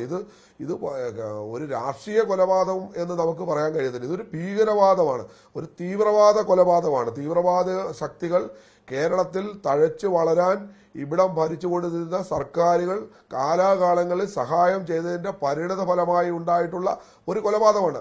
ഇപ്പോൾ അതുകൊണ്ടാണ് കേന്ദ്ര ഗവൺമെൻറ് ഒരുപക്ഷെ ഈ തീരുമാനം എടുത്തില്ലായിരുന്നെങ്കിൽ ഇന്ന് നമുക്കിവിടെ സ്വസ്ഥമായി ജീവിക്കാൻ കഴിയാത്ത, ഇവിടെ ഹിന്ദു ക്രിസ്ത്യൻ വിഭാഗത്തിൽപ്പെടുന്നവരെ, അതുകൊണ്ടാണല്ലോ ഇതിന് ശേഷവും ആലപ്പുഴയിൽ കൊലവിളി ഉയർന്നത്. അവനും വലരും കുന്തിരിക്കവും കരുതി വെച്ചോളാൻ പരസ്യമായി അവർക്ക് പറയാൻ കഴിഞ്ഞത് അതുകൊണ്ടാണല്ലോ. അപ്പോൾ അത് ആസൂത്രിതമായി നടപ്പിലാക്കുമായിരുന്നു. പക്ഷേ PFIയുടെ നിരോധനം കൊണ്ടാണ് ആ കാര്യത്തിന് ഒരു പരിഹാരമുണ്ടാക്കാൻ കഴിഞ്ഞത്. തീർച്ചയായും ഞാൻ ഒരിക്കൽ കൂടി ആവർത്തിക്കാം, കേസ് നടത്തിപ്പിലും അത് പ്രകടമായിരുന്നു. ഞാൻ നേരത്തെ അഡ്വക്കേറ്റിനോട് ചോദിച്ചിരുന്നു, പബ്ലിക് പ്രോസിക്യൂട്ടറോട് ചോദിച്ചിരുന്നു, ഈ കേസ് നടത്തിപ്പിന്റെ ഘട്ടത്തിലും PFIയിൽ നിന്നുള്ള ഭീഷണികൾ ശക്തമായിരുന്നു ഈ കേസ് മുന്നോട്ട് കൊണ്ടുപോകാതിരിക്കുന്നതിന് വേണ്ടി. തീർച്ചയായും ഭീഷണി, ആ കുടുംബത്തെ നമ്മൾ അവരെ നമസ്കരിക്കണം ഈ അവസരത്തിൽ. കാരണം എത്രത്തോളം ഭീഷണികൾ അവരുടെ വീട്ടിലേക്ക് സ്ത്രീകൾ എന്ന് വളരെ മൃദുവായി കടന്നു ചെന്നിട്ട് വളരെ സ്നേഹമായി സംസാരിച്ച അവസാനം ഈ കേസിന്റെ കാര്യത്തിലേക്ക് എത്തിയിട്ട് ഒരു ഭീഷണിപ്പെടുത്തുന്ന സാഹചര്യം. ഇന്ന് പോലും ഞാൻ പറഞ്ഞല്ലോ, കോടതി വിധി വന്നതിന് ശേഷം വിധിച്ച ആളിനെ ഭീഷണിപ്പെടുത്താൻ തയ്യാറാകുന്നവർ, സാമൂഹ്യ മാധ്യമങ്ങളിലൂടെ തയ്യാറാകുന്നവർ എത്രത്തോളം മാനസിക സംഘർഷം ആ കുടുംബം അനുഭവിച്ചു എന്ന് നമുക്കൊന്നും അതിന് ഒന്നും പറയാനില്ല. കാരണം അത്രത്തോളം ആ കുടുംബം ആ നഷ്ടത്തിൽ, രഞ്ജിത്തിന്റെ നഷ്ടത്തിൽ ഉള്ള പരിഹാരം ഉണ്ടാകണമെന്ന ആത്മാർത്ഥമായിട്ടുള്ള ആഗ്രഹം ഇന്ന് വിധി വന്നപ്പോഴും പറഞ്ഞത്, വായ്ക്കരി ഇടാൻ പോലും പറ്റാത്ത തരത്തിൽ ക്രൂരമായിട്ടുള്ള ഒരു കൊലപാതകം ഇതുകൊണ്ട് അവസാനിക്കുന്നില്ല എന്നാണ് ലിഷ പറഞ്ഞത്. ഇതുകൊണ്ട് കാരണം ഇത് കോടതിയുടെ ശിക്ഷയാണ്, നിയമത്തിന്റെ ശിക്ഷയാണ്. പക്ഷേ ഈശ്വരന്റെ ശിക്ഷ ഇനിയും ഉണ്ടാകും എന്നാണ് അവർ ആശ്വസിക്കുന്നത്. ശരിക്കും ഈശ്വരന്റെ ശിക്ഷ ഉണ്ടാകുമെന്ന് ആശ്വസിച്ചിട്ടാണ് അവർ ആ വിധിക്ക് ശേഷം വീട്ടിലേക്ക് മടങ്ങിപ്പോയത്. അപ്പോൾ അവരുടെ ഒരു മാനസികാവസ്ഥ, ആ കുടുംബത്തിലെ ആളുകളുടെ മാനസികാവസ്ഥ നമുക്ക് എത്ര പറയാൻ കഴിയും? അത് ആർക്ക് ആശ്വസിപ്പിക്കാൻ കഴിയും? അതിന് പരിഹാരം ആർക്കുണ്ടാക്കാൻ കഴിയും? അതുകൊണ്ട് ഇത് ആവർത്തിക്കാതിരിക്കാനുള്ള സാഹചര്യം ഇന്നും PFI നിരോധിച്ചതിന് ശേഷം അവരെ സ്വന്തം പാളയത്തിൽ എത്തിക്കാൻ CPM-ഉം ലീഗ് പോലെയുള്ള സംഘടനകൾ കേരളത്തിൽ ശ്രമിക്കുകയാണ്. അതുകൊണ്ട് ഗവൺമെന്റ് ഈ ഒരു കേസിൽ പോലീസും പ്രോസിക്യൂഷനും നടത്തിയിട്ടുള്ള ഒരു സത്യസന്ധമായ നിലപാട് കൊണ്ട് ഇങ്ങനെ ഒരു വിധി വന്നു എന്നല്ലാതെ ഇനിയും ആ തരത്തിലുള്ള ഒരു നിലപാടിലേക്ക് നമ്മുടെ കേരളത്തിന്റെ രാഷ്ട്രീയ നേതൃത്വം പോയിട്ടില്ല. അതിന് പരിഹാരം ഉണ്ടാക്കിയില്ലെങ്കിൽ നമുക്ക് അതിന് വലിയ വില, കേരളത്തിലെ ജനങ്ങൾക്ക് ആശങ്കയുണ്ട്, ഈ വിഷയങ്ങളിൽ വലിയ ആശങ്കയുണ്ട്, അവർക്ക് വലിയ വേദനയുണ്ട്. ഇതൊക്കെ അവർ കണ്ടും കേട്ടും മനസ്സും എടുത്ത് ജീവിക്കുകയാണ്. അപ്പോൾ ഇതിന് പരിഹാരം ഉണ്ടാക്കാൻ സർക്കാരിന് ഉത്തരവാദിത്തമുണ്ട്. പോലീസിന് അതിനുള്ള അനുമതി കൊടുത്താൽ തീർച്ചയായിട്ടും എനിക്ക് തോന്നുന്നത് ഇതുപോലെയുള്ള ഒരുപാട് ഉദ്യോഗസ്ഥന്മാർ പോലീസിലുണ്ട്, അവർക്ക് അതിനുള്ള ഒരു സാഹചര്യം ഗവൺമെന്റിന്റെ രാഷ്ട്രീയമായ ഇടപെടലില്ലാതെ അവർക്ക് അങ്ങനെ ഒരു സാഹചര്യം കൊടുത്താൽ തീർച്ചയായും ഇത് കേരളത്തിൽ നിന്ന് തുടച്ചു മാറ്റാൻ, ഈ തീവ്രവാദം തുടച്ചു മാറ്റാൻ കഴിയുന്ന ഒരു സാഹചര്യം ഉണ്ടാകും. അതിനൊരു നിലപാട് സ്വീകരിക്കണം. ശരി, ഞാൻ ഒന്ന് ഇടപെടുകയാണ്. ശ്രീ ശ്രീജിത്ത് പണിക്കർ, നേരത്തെ ജോസഫ് മാഷിന്റെ കൈവെട്ടിയ സംഭവത്തിൽ ഒന്നാം പ്രതി ഒളിച്ചിരുന്ന കാലം നമുക്കറിയാവുന്നതാണ്. എത്രയോ വർഷങ്ങളാണ് ഒളിവിൽ കഴിഞ്ഞത്, അതും കേരളത്തിൽ ഒളിവിൽ കഴിഞ്ഞത് എന്ന്. അപ്പോൾ തന്നെ ഇത്തരത്തിലുള്ള ഈ രാഷ്ട്രീയ കൊലപാതകത്തിലും രഞ്ജിത്ത് ശ്രീനിവാസന്റെ കൊലപാതകത്തിലും അതിൽ പ്രതികളിലേക്ക് എത്തുമോ? അവിടെ പ്രോസിക്യൂഷൻ പരാജയപ്പെടില്ലേ? പോലീസ് കൃത്യമായി അന്വേഷിക്കുമോ എന്നുള്ള സംശയം ഉയർന്നിരുന്നു. PFI നടത്തിയ ആക്രമണങ്ങളിലെല്ലാം അത്തരത്തിലുള്ള സംശയങ്ങൾ ഉണർന്നിരുന്നു. പക്ഷേ ഇവിടെ എന്താണ് ഈ അത്ഭുതം സംഭവിച്ചത്? ഈ അന്വേഷണത്തിൽ പലരും അത് സാമൂഹ്യ മാധ്യമങ്ങളിലും പങ്കുവയ്ക്കുന്നുണ്ട്. ഇത്തരമൊരു അന്വേഷണം നടന്നതിൽ തന്നെ ഇങ്ങനെ 15 പേർക്കും വധശിക്ഷ ഉറപ്പാക്കുവാൻ പ്രോസിക്യൂഷനും പോലീസും ഒത്തിണക്കത്തോടെ പ്രവർത്തിച്ചത് അതൊരു അത്ഭുതം എന്ന രീതിയിൽ പോലും കാണുന്നുണ്ട്. അല്ല, അത് ശരിയാണ്. ആ രീതിയിലുള്ള ഒരു ചിന്ത ആൾക്കാർക്കുണ്ട്. പക്ഷേ അതിലേക്ക് ഒരുപക്ഷെ സർക്കാർ സംവിധാനത്തിനെ, പ്രോസിക്യൂഷനെ, അന്വേഷണ സംവിധാനത്തിനെ ഒക്കെ നയിച്ച ഒരു പ്രധാനപ്പെട്ട കാര്യമെന്ന് പറയുന്നത് ഈ കൊലപാതകത്തിനുള്ള പ്രത്യേകതകൾ തന്നെയാണെന്നാണ് ഞാൻ കരുതുന്നത്. ഒന്നാമത്, ഇത് സാക്ഷികളില്ലാത്ത ഒരു കൊലപാതകമല്ല. നമുക്ക് എല്ലാവർക്കും അറിയാവുന്നതുപോലെ പിൽക്കാലത്ത് നിരോധിക്കപ്പെട്ട ഒരു ഭീകര സംഘടനയാണ് അപ്പോൾ അതുകൊണ്ട് തന്നെ സമൂഹത്തിന് എത്രത്തോളം ആപൽക്കരമാണ് എന്ന് കണ്ടെത്തിയത് കൊണ്ടാണ് ആ സംഘടന നിരോധിക്കപ്പെട്ടത് എന്നുള്ളത് നമുക്കറിയാം. അപ്പോൾ ഇൻ ഹൈൻസൈറ്റ്, അതായത് ഈ അന്വേഷണം നടക്കുന്ന സമയത്ത് നമ്മൾ ഈ ഒരു ഘട്ടത്തിലേക്ക് എത്തുന്നത് വരെ നമ്മളൊന്ന് ആലോചിച്ച് നോക്കിക്കഴിഞ്ഞാൽ ഈ രീതിയിലുള്ള പ്രവർത്തനങ്ങൾ മുൻപും നടത്തിയിട്ടുള്ള ഒരു സംഘടനയാണിത്. വ്യക്തിവിരോധമാണ് പലപ്പോഴും കൊലപാതകങ്ങൾക്ക് കാരണമാകുന്നത് എങ്കിൽ ഇവിടെ പ്രത്യേകിച്ച് ആ വ്യക്തിയോട് ഇവർക്ക് ആർക്കും തന്നെ വിരോധമില്ല എന്നുള്ളത് പ്രധാനമാണ്. അതായത് ഈ കൊല ചെയ്യുന്ന അല്ലെങ്കിൽ ഇന്ന് ശിക്ഷ കിട്ടിയിരിക്കുന്ന, വധശിക്ഷയ്ക്ക് വിധിക്കപ്പെട്ടിരിക്കുന്ന ഈ 15 ആൾക്കാർക്കും ഇദ്ദേഹത്തിനോട് വ്യക്തിവിരോധമൊന്നുമില്ല, പകരം മറ്റു ചില കാരണങ്ങളാണ്. അപ്പോൾ അങ്ങനെ നോക്കിക്കഴിഞ്ഞാൽ അത് വ്യക്തിവിരോധത്താലുള്ള കൊലയേക്കാൾ കൂടുതൽ പ്രശ്നമുള്ള കാര്യമാണ് ഒരു സമൂഹത്തിനെ സംബന്ധിച്ചിടത്തോളം ആസൂത്രിതമായിട്ടുള്ള ഒരു കൊലപാതകം. ഇപ്പൊ 2-3 പേര് ചേർന്ന് നടത്തുന്ന ഒരു കൊലപാതകവുമല്ല. ഒരേ ശിക്ഷ കിട്ടിയിരിക്കുന്ന 15 പേര് ഈ വിഷയത്തിലുണ്ട് എന്ന് പറയുമ്പോൾ അതിൽ വളരെ കൃത്യമായിട്ടുള്ള ഗൂഢാലോചന, അതിൽ രേഖപ്പെടുത്തിയിരിക്കുന്ന അല്ലെങ്കിൽ കൊണ്ടുവന്നിരിക്കുന്ന തെളിവ്, ഇതിനൊക്കെ അപ്പുറത്തേക്ക് ഇതിൽ ഒരാളിന് പോലും ഈ പ്ലാനിങ്ങിന്റെ അല്ലെങ്കിൽ അതിന്റെ എക്സിക്യൂഷന്റെ ഒരു ഘട്ടത്തിൽ പോലും മനസ്സിന് ഒരല്പം പോലും ചാഞ്ചല്യം ഉണ്ടായില്ല എന്നത് കൂടി പരിഗണിക്കേണ്ടതാണ്. മറ്റൊരു കാര്യം, PFI നിരോധിച്ചു, പക്ഷേ അവിടെ SDPI സജീവം തന്നെയാണ് ആ മേഖലയിലും. അപ്പോൾ സ്വാഭാവികമായിട്ടും ഈ പ്രതികളെ രക്ഷപ്പെടുത്തുന്നതിന് വേണ്ടി, സാക്ഷികളെ സ്വാധീനിക്കുന്നതിന് വേണ്ടി ഒക്കെ SDPIയുടെ പങ്കാളിത്തം ഉണ്ടാകും. അതുണ്ടായിരുന്നു താനും. അതിനെ എങ്ങനെ അതിജീവിക്കാൻ കഴിഞ്ഞു? ഈ SDPIയുമായിട്ട് ഒളിഞ്ഞും തെളിഞ്ഞും CPM-ഉം കോൺഗ്രസും ഒക്കെ ധാരണകൾ ഉണ്ടാക്കിയിട്ടുള്ളതാണല്ലോ. അപ്പോൾ ആ ഒരു രാഷ്ട്രീയ സമ്മർദ്ദവും എങ്ങനെ മറികടക്കാൻ പോലീസിന് കഴിഞ്ഞു, പ്രോസിക്യൂഷന് കഴിഞ്ഞു? അല്ല, ആ ഒരു രാഷ്ട്രീയ സമ്മർദ്ദം സർക്കാരിനെ സംബന്ധിച്ചിടത്തോളം ഉണ്ടാകുമെന്ന് ഞാൻ കരുതുന്നില്ല. കാരണം അത്രത്തോളം ഒരു ഓപ്പൺ ആൻഡ് ഷട്ട് എന്നൊക്കെ പറയാവുന്ന രീതിയിലുള്ള ഒരു കേസാണ്. നമ്മൾ നോക്കിക്കഴിഞ്ഞാൽ ഇതിൽ ഈ പരിഗണിച്ചിരിക്കുന്ന ഏറ്റവും പ്രധാനപ്പെട്ട വിഷയം എന്ന് പറയുന്നത് ഈ 15 ആൾക്കാർക്കും ഇദ്ദേഹത്തിനോട് വ്യക്തിവിരോധമില്ല എന്നും അവർക്ക് ഒരേ ലക്ഷ്യത്തിനായിട്ട് അദ്ദേഹത്തിനെ ഇല്ലാതെയാക്കുക എന്നുള്ളതിനെ അവരൊരു മിഷനായിട്ട് എടുത്തു വന്ന് പൂർണ്ണമായിട്ടും ഒരു തീവ്രവാദ സംഘടനയുടെ എല്ലാ സ്വഭാവങ്ങളും പ്രദർശിപ്പിച്ചുകൊണ്ട് നടത്തിയിരിക്കുന്ന ഒരു കൊലപാതകമാണ്. അപ്പോൾ രാഷ്ട്രീയ കൊലപാതകമാണ് എന്ന് പറയാം. കാരണം ഇവർ 2 വ്യത്യസ്തമായിട്ടുള്ള വളരെ കോൺഫ്ലിക്റ്റിംഗ് ആയിട്ടുള്ള 2 ഐഡിയോളജിയിലുള്ളതാണ്. പക്ഷേ ആ കൊലയുടെ യഥാർത്ഥ കാരണം രാഷ്ട്രീയമാണോ എന്ന് ചോദിച്ചു കഴിഞ്ഞാൽ മറ്റു പല കാരണങ്ങളും ഇതിലേക്ക് വരാം.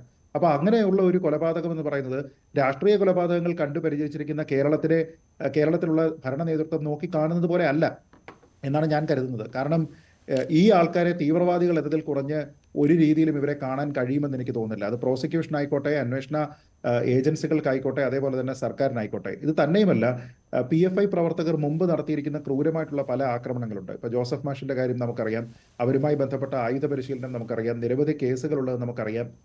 അപ്പോൾ അങ്ങനെ നോക്കിക്കഴിഞ്ഞാൽ ഇത് പല ഘട്ടം ഘട്ടമായിട്ടുള്ള വളർച്ചയാണ്. അതായത് ആയുധ പരിശീലനം നടത്തുന്നു, ഒരാളിന്റെ കൈ വെട്ടുന്നു, അതിനപ്പുറത്തേക്ക് ആസൂത്രിതമായിട്ടുള്ള കൊലപാതകത്തിലേക്ക് വരുന്നു. ഞാൻ നേരത്തെ പറഞ്ഞതുപോലെ 15 ആൾക്കാർ ചേർന്നിട്ട് അവർക്ക് വ്യക്തിപരമായിട്ട് യാതൊരു വിധത്തിലുള്ള വിരോധവും ഇല്ലാത്ത ഒരാളിനെ വീട്ടിൽ ചെന്ന് കൊല്ലാം എന്ന് തീരുമാനിക്കുകയും അതിൽ ഒരാളിന് പോലും യാതൊരു വിധത്തിലുള്ള മനസ്താപവും ഉണ്ടാകാതിരിക്കുകയും പിന്മാറാനായിട്ട് ശ്രമിക്കാതിരിക്കുകയും ചെയ്തു കഴിഞ്ഞാൽ അത്രത്തോളം ട്യൂൺഡാണിവർ എന്നാണ് മനസ്സിലാക്കുക. അതായത് അത്രത്തോളം ഭീകരരായിട്ടുള്ള ആൾക്കാരാണിവർ. അങ്ങനെയുള്ള പ്രതികൾക്ക് ഏതെങ്കിലും രീതിയിലുള്ള ഒരു ഇളവ് കിട്ടുന്നതിന് വേണ്ടിയിട്ട് ഒരു സംവിധാനവും ശ്രമിക്കുമെന്ന് ഞാൻ കരുതുന്നില്ല, അൺലെസ് ആ സംവിധാനമാണ് ഭരണത്തിലെങ്കിൽ. ഇവിടെ അങ്ങനെയല്ലല്ലോ. പക്ഷേ ഞാൻ ഇപ്പോഴും പറയുന്നത് വിചിത്രമായിട്ടുള്ള പല കാര്യങ്ങളും മുൻപ് ഉണ്ടായിട്ടുണ്ട് എന്നുള്ളത് നമുക്കറിയാം. അതുകൊണ്ട് തന്നെ ഈ പ്രോസിക്യൂഷന്റെ ഭാഗത്ത് നിന്ന് അവർക്ക് ആത്മവിശ്വാസം ഉള്ളപ്പോൾ പോലും പ്രായോഗികമായിട്ടുള്ള ഒരു ബുദ്ധിയോടുകൂടി തന്നെ അവർ ഈ കേസിനെ തുടർന്നും സമീപിക്കും എന്നാണ് ഞാൻ കരുതുന്നത്. ഒട്ടും കോംപ്ലസന്റ് ആകാതെ ഇതിനൊരു അപ്പീൽ വരുന്ന ഘട്ടത്തിൽ വളരെ കൃത്യമായിട്ട് തങ്ങളുടെ ഭാഗം പ്രസന്റ് ചെയ്യുന്നതിന് വേണ്ടിയിട്ട് പ്രോസിക്യൂഷന് തുടർന്നും സാധിക്കുക എന്നുള്ളത് പ്രധാനമാണ്. അതുപോലെ തന്നെ മറ്റൊരു കാര്യം കൂടി ഇതിനിടയ്ക്ക് സംഭവിച്ചുവല്ലോ. ഈ സംഭവം നടക്കുമ്പോൾ, രഞ്ജിത്ത് ശ്രീനിവാസന്റെ കൊലപാതകം നടക്കുന്ന സമയം പോപ്പുലർ ഫ്രണ്ട് ഓഫ് ഇന്ത്യ ഒരു നിരോധിത സംഘടനയായിരുന്നില്ല. പക്ഷേ ആ നിരോധനത്തിലേക്ക് നയിച്ച ഒരു പ്രധാന കാരണമായിട്ട് ഈ കൊലപാതകം വന്നിട്ടില്ലേ? തീർച്ചയായിട്ടും ഞാൻ അങ്ങനെ തന്നെയാണ് കരുതുന്നത്. പോപ്പുലർ ഫ്രണ്ടിനെ നിരോധിക്കുന്നതിന് വേണ്ടിയിട്ട് പോപ്പുലർ ഫ്രണ്ടിനെ ഈ രീതിയിലത്തേക്ക് പെട്ടെന്ന് അവരെ സാമ്പത്തികമായിട്ടാണെങ്കിലും സംഘടനാപരമായിട്ടും അവരെ തളർത്തിക്കൊണ്ട് അവരുടെ പ്രധാനപ്പെട്ട നേതാക്കന്മാരെ എല്ലാം കസ്റ്റഡിയിൽ എടുക്കുന്നതിന് കേന്ദ്ര സർക്കാരിനെ ഏറ്റവും പ്രധാനമായിട്ട് പ്രചോദനം നൽകിയിരിക്കുന്ന ഒരു വിഷയം ഒരുപക്ഷെ ഈ കേസാണെന്നാണ് ഞാൻ കരുതുന്നത്. കാരണം പോപ്പുലർ ഫ്രണ്ടുമായി ബന്ധപ്പെട്ട് നിരവധി വിഷയങ്ങൾ കഴിഞ്ഞ ഒരു പതിറ്റാണ്ടായിട്ട് വളരെ സജീവമായിട്ട് വരികയും പലപ്പോഴും പല ആൾക്കാരും വളരെ ഓപ്പണായിട്ട് എന്തുകൊണ്ടാണ് കേന്ദ്ര സർക്കാരിന് ഇങ്ങനെയുള്ള ഒരു സംഘടനയെ നിരോധിക്കാനായിട്ട് ഇനിയും വൈകുന്നത് എന്നൊക്കെ ചോദിക്കുകയും ഒക്കെ ചെയ്തിരുന്ന സമയത്ത് കേന്ദ്ര സർക്കാരിന്റെ ഭാഗത്ത് നിന്ന് ഈ രീതിയിലുള്ള സമീപനങ്ങൾ നമ്മൾ കണ്ടിട്ടില്ല.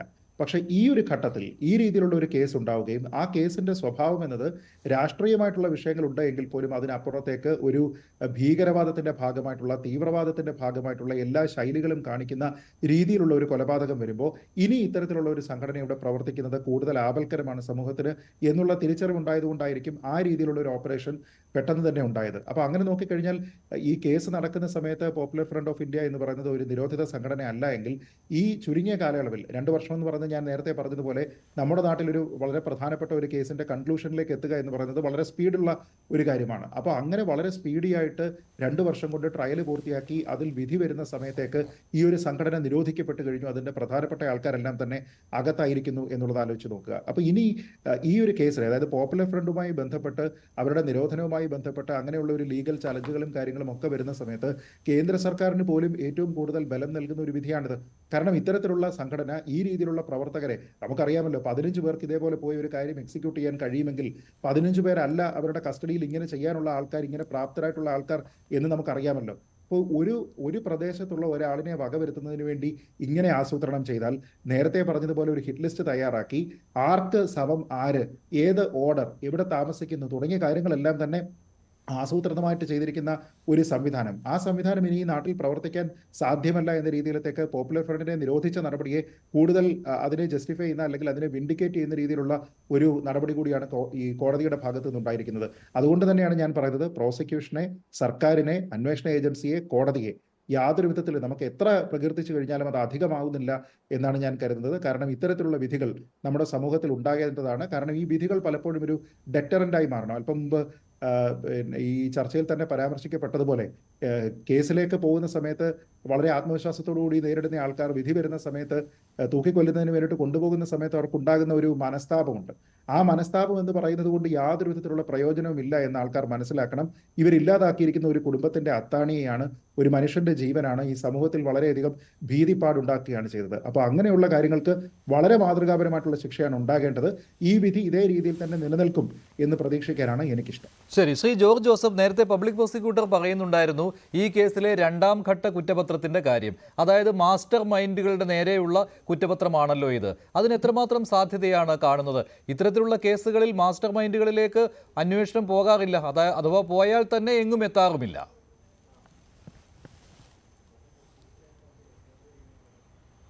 അതുകൊണ്ടാണ് അതിലേക്ക് പോകുന്നുവെന്നാണ് ഇതിൻ്റെ അർത്ഥം. അതുകൊണ്ട് തന്നെയാണ് ആദ്യത്തെ കുറ്റചാർജ് 15 പേർക്കെതിരായിട്ട് മാത്രം 90 ദിവസത്തിനകം കംപ്ലീറ്റ് ചെയ്ത് കൊടുത്തത്. ഇനി ഏകദേശം 32 പേരുണ്ടെന്ന് ഞാൻ അറിയുന്നത്. 17 പേർക്കൂടെ വരുന്നുണ്ട് അന്വേഷണം. ഇതിൻ്റെ ചുക്കാൻ പിടിച്ചവരും ഇതിൻ്റെ മാസ്റ്റർ ബ്രെയിൻ ഉള്ളവരൊക്കെ ഇനി വരുന്നുണ്ട് പുറകെ. അപ്പോൾ അത് ഇതുപോലെ ഒരു കൃത്യമായ കുറ്റചാർജ് തന്നെ ഇതുപോലെ തന്നെ കൊടുത്ത് പ്രോസിക്യൂഷനും പോലീസ് ഇതേ രീതി നീക്കണം. പക്ഷേ ഇതിനകത്ത് നമുക്ക് ഒരു ഗവൺമെൻറ്റിനെ കൂടെ ഒന്ന് അഭിനന്ദിക്കാതിരിക്കാൻ ഒക്കില്ല. അപ്പോൾ ഈ പ്രോസിക്യൂഷൻ്റെ കാര്യത്തിൽ ഒരു ഇൻ്റർഫിയറൻസും ഗവൺമെൻറ്റിൻ്റെ ഭാഗത്ത് വന്നില്ല എന്നുള്ളതാണ്. പല കേസുകളും നമുക്കത് അറിയാം, പക്ഷേ ഇവിടെ വന്നിട്ടില്ല. കൃത്യമായിട്ട് പോലീസും ആ പ്രോസിക്യൂഷൻ നിന്നു. അതുപോലെ ഹൈക്കോടതിയിൽ പോയാലും ശരി, നമ്മൾ ഇതിൻ്റെ ആ പ്രോസിക്യൂഷൻ്റെ എല്ലാ നിലവാരത്തിലും ആ ഹൈക്കോടതിയിലെ ആ കേസ് നടത്തുന്ന ഗവൺമെൻറ് പിള്ളേരെ ബോധ്യപ്പെടുത്തി അവിടെ ഈ രീതിയിലുള്ള ഒരു പ്രവർത്തനം തന്നെ വരണം. എങ്കിൽ മാത്രമേ മാതൃകാപരമായ ഒരു ശിക്ഷയായിട്ട് നമുക്കിതിനെ കണക്കാക്കാൻ ഒക്കുള്ളൂ. ഇതിനകത്ത് ജയിൽ ശിക്ഷ വിധി കേട്ട ശേഷം ഇറങ്ങി വന്നവരുടെ മുഖത്ത് ഒരു ദുഃഖഭാവവും ഇല്ല. അവർ 14 പേരെ ഞാൻ ശ്രദ്ധിച്ചു, അവരൊക്കെ സന്തോഷമായിട്ട് ഇറങ്ങി പോവുകയാണ്. അപ്പോൾ അവർക്കൊരു കുറ്റബോധം ഇതിനകത്തില്ല. അതുകൊണ്ട് തീർച്ചയായിട്ടും ഇവർക്ക് മാക്സിമം പണിഷ്മെന്റ് കൊടുക്കണം. സാധാരണഗതിയിൽ ഇങ്ങനെയൊക്കെ മേൽക്കോടതികളിൽ നിന്ന് രക്ഷപ്പെട്ടു പോരാം എന്നുള്ള ഒരു മേൽക്കോടതികളിൽ നിന്ന് മുൻ അനുഭവം വെച്ച് രക്ഷപ്പെട്ടു പോരാം എന്നുള്ള ഒരു ആത്മവിശ്വാസമായിരിക്കാം. മാത്രമല്ല ഞങ്ങളെ ഇറക്കിക്കൊണ്ടുവരുവാൻ ആളുകളുണ്ട്, കേസ് നടത്തിപ്പിന് ആളുകളുണ്ട് എന്നുള്ള ആ ഒരു ആത്മവിശ്വാസത്തിന്റെ പേരിലായിരിക്കണം അല്ലേ? ഇവർക്ക് ഒരു മനസ്താപവും ഇല്ല. കാരണം ഇതിൻ്റെ ഈ സംഘടനയിലെ ഇതുപോലെ എക്സിക്യൂഷന് പോകുന്നവരെല്ലാവരും നമ്മൾ ആലോചിച്ച് നോക്കിക്കോളൂ. ഇവിടെ അവർ ആ ഹിറ്റ് ലിസ്റ്റ് തയ്യാറാക്കിയപ്പം അദ്ദേഹത്തിൻ്റെ വൈഫിൻ്റെ ആ ഒരു മൊബൈലിലാണ് ആ ഹിറ്റ് ലിസ്റ്റ് കണ്ടതെന്ന് വിചാരിച്ചോണം. ആ സ്ത്രീക്ക് ഇവരെ പിന്തിരിപ്പിക്കാനുള്ള ഒരു അവസരം ഉണ്ടായിട്ട് അത് മാറ്റിയില്ല. അതുതന്നെയല്ല, ജോസഫ് മാസ്റ്ററെ കൈ വെട്ടിയ സമയത്ത് ആദ്യം വെട്ടിയപ്പോൾ ഇടത് കൈ ആയിപ്പോയി. അപ്പം തന്നെ ആ പ്രതിക്കൊരു ദുഃഖം ഉണ്ടായി. കാരണം അത് മാറിപ്പോയി. വലത് കൈ കൊണ്ടാണ് ക്വസ്റ്റ്യൻ പേപ്പർ തയ്യാറാക്കിയത്. എന്നാൽ വലത് കൈക്ക് പിടിച്ചോ, വലത് കൈ വെട്ടിക്കളഞ്ഞു. അവിടെ ആ മൈൻഡ് ആലോചിച്ചോണം. നമുക്ക് ഒരു ദുഃഖവും പ്രയാസം ഇവർക്ക് ആർക്കില്ല ഒരു മനുഷ്യനെ കൊല്ലുന്നതിൽ. അതുകൊണ്ട് ഇതിനകത്ത് ഹൈക്കോടതി മാത്രമല്ല, എൻ്റെ ഒരു കണക്കുകൂട്ടൽ ആ ജഡ്ജ്മെൻറ്റ് കൃത്യമായിട്ട് എല്ലാ ഭാഗത്തും കൂടെ സഞ്ചരിച്ചിട്ടുണ്ട്. ഹൈക്കോടതിയിൽ പോയി ഊരാവുന്നൊന്നും ഇവരാരും കരുതണ്ടെന്നാണ് ഞാൻ കരുതുന്നത്. കാരണം അതിനുള്ള ചാൻസ് ഈ കേസിനകത്തില്ല. ഈ കേസിൻ്റെ നടത്തിപ്പും അങ്ങനെയാണ്, എവിഡൻസ് കോടതിയിൽ പ്രൊഡ്യൂസ് ചെയ്തതും അങ്ങനെയാണ്, അതിൻ്റെ സയൻറ്റിഫിക് എവിഡൻസും അങ്ങനെയൊക്കെ തന്നെയാണ്. അതിനല്ല ഇനി അടുത്ത് വരുന്ന ചാർജ് ഷീറ്റിനകത്തും കൃത്യമായ ശിക്ഷ ഉണ്ടാകും. കാരണം അതിൻ്റെ ബേസിക് ആയിട്ടുള്ള ഈ 15 എണ്ണത്തിൻ്റെ ശിക്ഷ പോയത് നമ്മൾ കണ്ടല്ലോ. അപ്പോൾ അതിനോട് സഹകരിച്ച് കൊല്ലാൻ തന്നെ തയ്യാറായി വരുന്ന അവരുടെ ബ്രെയിൻ ടീമും അല്ലെന്നുണ്ടെങ്കിൽ അങ്ങനെ കുറച്ച് പേര് ഇനി വരുന്നവർക്കും ശിക്ഷ ഉറപ്പ് തന്നെ എന്നാണ് ഞാൻ കരുതുന്നത്. ഇപ്പോൾ സാമൂഹ്യ മാധ്യമങ്ങളിലൂടെ നേരത്തെ ഇവിടെ പരാമർശമുണ്ടായിരുന്നു, ജഡ്ജിക്ക് നേരെ പോലും മോശം വാക്കുകൾ പ്രയോഗിക്കുകയാണ്. അപ്പോൾ ഇത് സ്ലീപ്പർ സെല്ലുകൾ സജീവമാണ് PFIയുടെ എന്ന കാര്യത്തിൽ സംശയമില്ലല്ലോ.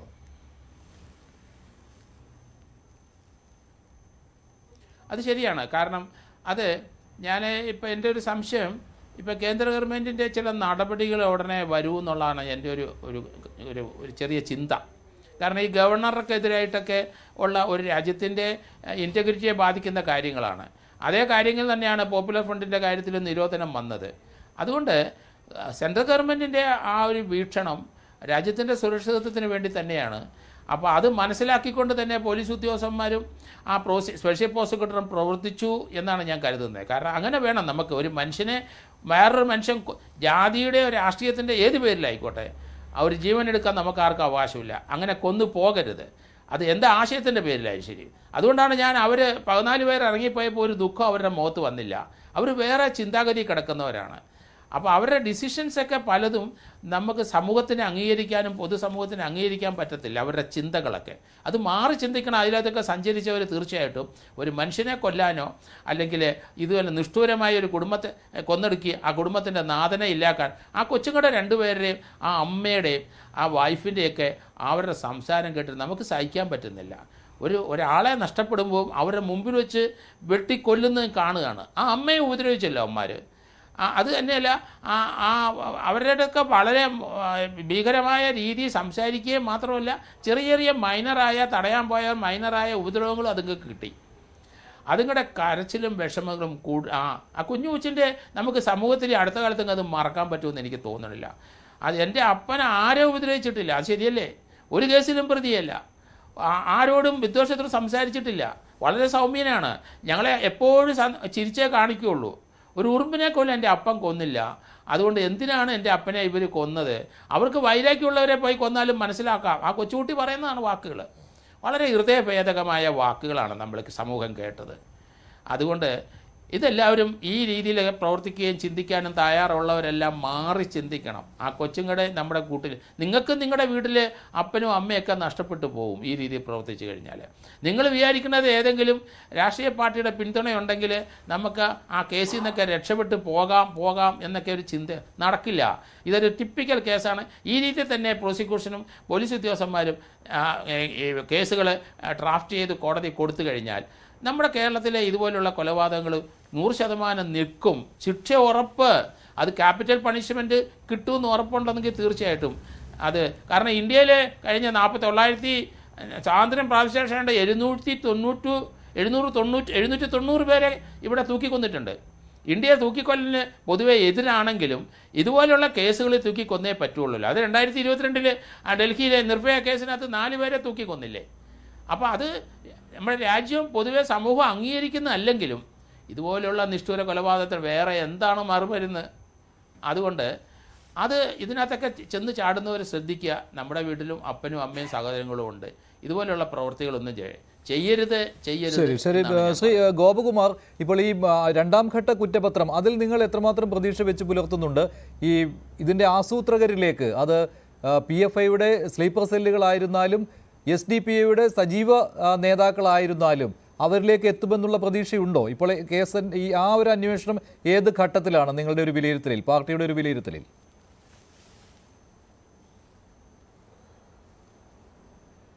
അത് അത്തരത്തിലുള്ള ഒരു അന്വേഷണം ഉണ്ടാകുമെന്നൊരു പ്രതീക്ഷയുണ്ട്. പക്ഷേ ഇവിടെ ഇതിൽ ഒരു പ്രശ്നം, ഗവൺമെൻറ്റിൻ്റെ ഭാഗത്തുനിന്ന് എതിരായിട്ടുള്ള ഒരു നടപടി അല്ലെങ്കിൽ ഈ കേസിന് ഗുണകരമല്ലാത്തൊരു സമീപനം ഉണ്ടായില്ല എന്ന് പറയുമ്പോൾ ഇവിടെ സൂചിപ്പിക്കപ്പെട്ട ഹിറ്റ് ലിസ്റ്റിനകത്ത് BJP RSS പ്രവർത്തകർ മാത്രമല്ല, ഇവിടെ ഹിന്ദു നാമധാരികളായിട്ടുള്ള CPM-ന്റെ നേതാക്കന്മാർ വരെ ഈ PFIയുടെ ഹിറ്റ് ലിസ്റ്റിലുണ്ട്. അത് ആലപ്പുഴയെ സംബന്ധിച്ച് അതൊരു പ്രത്യേകത തന്നെയാണ്. അപ്പോൾ അത് വളരെ ഗൗരവമുള്ള വിഷയമാണ്. സർക്കാരിന് അങ്ങനെ ഒരു നിലപാട് ആ തരത്തിൽ ഈ കേസിന്റെ കാര്യത്തിൽ സ്വീകരിക്കാൻ കഴിയാതിരുന്നതിന്റെ ഒരു പ്രധാനപ്പെട്ട കാരണം അതുകൂടിയാണ്. ഇവര് ഇപ്പോൾ ഇതിൽ ഗൂഢാലോചന നടത്തിയവര്, മറ്റു തരത്തിലുള്ള സഹായം ചെയ്തവര്, അല്ലെങ്കിൽ ഇതിന്റെ ഉന്നതമായിട്ടുള്ള നേതൃത്വമൊക്കെ വെളിച്ചത്ത് കൊണ്ടുവരേണ്ടിയിരിക്കുന്നു. അതിനിപ്പോൾ കാലതാമസം ഉണ്ടാകുന്നു എന്ന് തന്നെയാണ് എൻ്റെ അഭിപ്രായം. അത് ഗവൺമെന്റിന്റെ ഭാഗത്തുനിന്ന് അല്ലെങ്കിൽ പോലീസ് അധികാരികളുടെ ഭാഗത്തുനിന്ന് വളരെ ഗൗരവമായ നിലപാട് അക്കാര്യത്തിൽ ഉണ്ടാകും എന്ന് പ്രതീക്ഷിക്കുന്നു. കാരണം ഇത്രയും നന്നായി ഒരു കാര്യം ചെയ്ത സാഹചര്യത്തിൽ നമ്മൾ അങ്ങനെ അവരെ കണ്ണടച്ച് ഇരുട്ടാക്കുന്നത് ശരിയല്ല എന്നുള്ളത് കൊണ്ട് ഞാൻ അതിനെപ്പറ്റി ഇപ്പോൾ പറയാൻ ആഗ്രഹിക്കുന്നില്ല. അവരാ നല്ല നിലയ്ക്ക് ഈ കേസന്വേഷണം മുന്നോട്ട് കൊണ്ടുപോയ ഒരു അന്വേഷണ സംഘമാണ്. അവരെ വില കുറച്ച് കാണാനോ അവരിനിയും അങ്ങനെ നമ്മുടെ പ്രതീക്ഷ നിറവേറ്റില്ല എന്നും ചിന്തിക്കാനോ കഴിയില്ല. പിന്നീട് ഈ കേസിന്റെ മുകൾ കോടതിയിലേക്ക്, ഹൈക്കോടതിയിലേക്ക് പോയി രക്ഷപ്പെടാമെന്നുള്ള ചിന്തയൊന്നും ഒരിക്കലും അതൊന്നും ഗുണകരമാകും എന്ന് എനിക്ക് തോന്നുന്നില്ല. കാരണം ഈ കേസിൽ ഇത്രയും ഗൗരവമായ ചർച്ച ചെയ്ത ഒരു കേസിൽ ഒരിക്കലും ആ സാഹചര്യം ഉണ്ടാകത്തില്ല. അത് മാത്രമല്ല, മാറാട് കേസിൽ ഹൈക്കോടതി വിചാരണ കോടതിയുടെ വിധിയിൽ വെറുതെ വിട്ടവരെ ഉൾപ്പെടെ ശിക്ഷിച്ച കഥ ഈ കേരളത്തെ സംബന്ധിച്ചുണ്ട്. പുതിയ കാര്യമല്ലേ ഇത്? മാറാട് കേസിൽ ഹൈക്കോടതി വിചാരണ കോടതി വെറുതെ വിട്ടവരെയും ശിക്ഷിച്ച സാഹചര്യം കേരളത്തിലുണ്ട്. അപ്പോൾ ഇത് പുതിയ കാര്യമല്ല. അപ്പോൾ ഇനിയും കൂടുതൽ ആളുകൾക്ക് ഈ കാര്യത്തിൽ ഹൈക്കോടതിക്ക് കൂടുതൽ ആളുകൾ ഇതിൽ ഉൾപ്പെട്ട, ഇന്നിപ്പോൾ ജാമ്യത്തിൽ കഴിയുന്നവർ ഉൾപ്പെടെ ഉള്ളവരെ ഈ കേസിൽ പെടുത്താവുന്നതാണ്. ഇതേ ശിക്ഷാവിധിയിലേക്ക് കൊണ്ടുവരാനുള്ള സാഹചര്യമാണുള്ളത്. അതുകൊണ്ട് രക്ഷപ്പെട്ടു പോകും, അല്ലെങ്കിൽ ഹൈക്കോടതിയിൽ ചെന്ന് രക്ഷപ്പെടും എന്നുള്ള ഒരു പ്രതീക്ഷയൊന്നും വെച്ചു പുലർത്തുന്നതിൽ യാതൊരു അർത്ഥവുമില്ല. തീർച്ചയായിട്ടും പ്രോസിക്യൂഷനും ഞങ്ങളും ഒക്കെ അതിന്റെ പിന്നിൽ, ആ കുടുംബവും അതിന്റെ പിന്നിൽ ഉണ്ടാകും, ഒരു സംശയവും വേണ്ട. ഗവൺമെന്റും ഇതിനകത്ത് ശക്തമായ നിലപാട് സ്വീകരിക്കണമെന്നാണ് ഞങ്ങൾ ഈ അവസരത്തിൽ, കാരണം മുകൾ കോടതിയിലേക്ക് പോകുന്ന അവസരത്തിൽ ഗവൺമെന്റിന്റെ നിലപാടിന് വലിയ പ്രാധാന്യമുണ്ട്. അതുകൊണ്ട് ഗവൺമെന്റും പ്രോസിക്യൂഷന്റെ കാര്യത്തിൽ, അതുപോലെ ഈ കേസിന്റെ നടത്തിപ്പിന്റെ കാര്യത്തിൽ ഇത് ഇപ്പോൾ എടുത്തിട്ടുള്ള നിലപാട് തന്നെ സ്വീകരിച്ച് മുന്നോട്ട് പോകണം എന്നുള്ള ശക്തമായിട്ടുള്ള ശ്രീജിത്ത് പണിക്കർ, ഇവിടെ ഗോപകുമാർ പറഞ്ഞ ഒരു കാര്യം, ഈ ഹിറ്റ് ലിസ്റ്റ് അതായിരുന്നുവല്ലോ ഈ അന്വേഷണത്തിൽ ഏറ്റവും പ്രധാനപ്പെട്ട തെളിവായി മാറിയത്. മൂന്നാം പ്രതിയുടെ ഭാര്യയുടെ മൊബൈൽ ഫോണിൽ നിന്ന് കണ്ടെടുത്ത ഈ പേരുകൾ, അതിൽ ഒന്നാമത്തെ പേര് എന്ന് പറയുന്നത് രൺജിത്ത് ശ്രീനിവാസൻ്റേതായിരുന്നു. അങ്ങനെയാണല്ലോ ഈ കേസ് അന്വേഷണത്തിൽ ഒരു പ്രധാനപ്പെട്ട തെളിവുകളിലേക്ക് വെളിച്ചം വീശുന്നത്.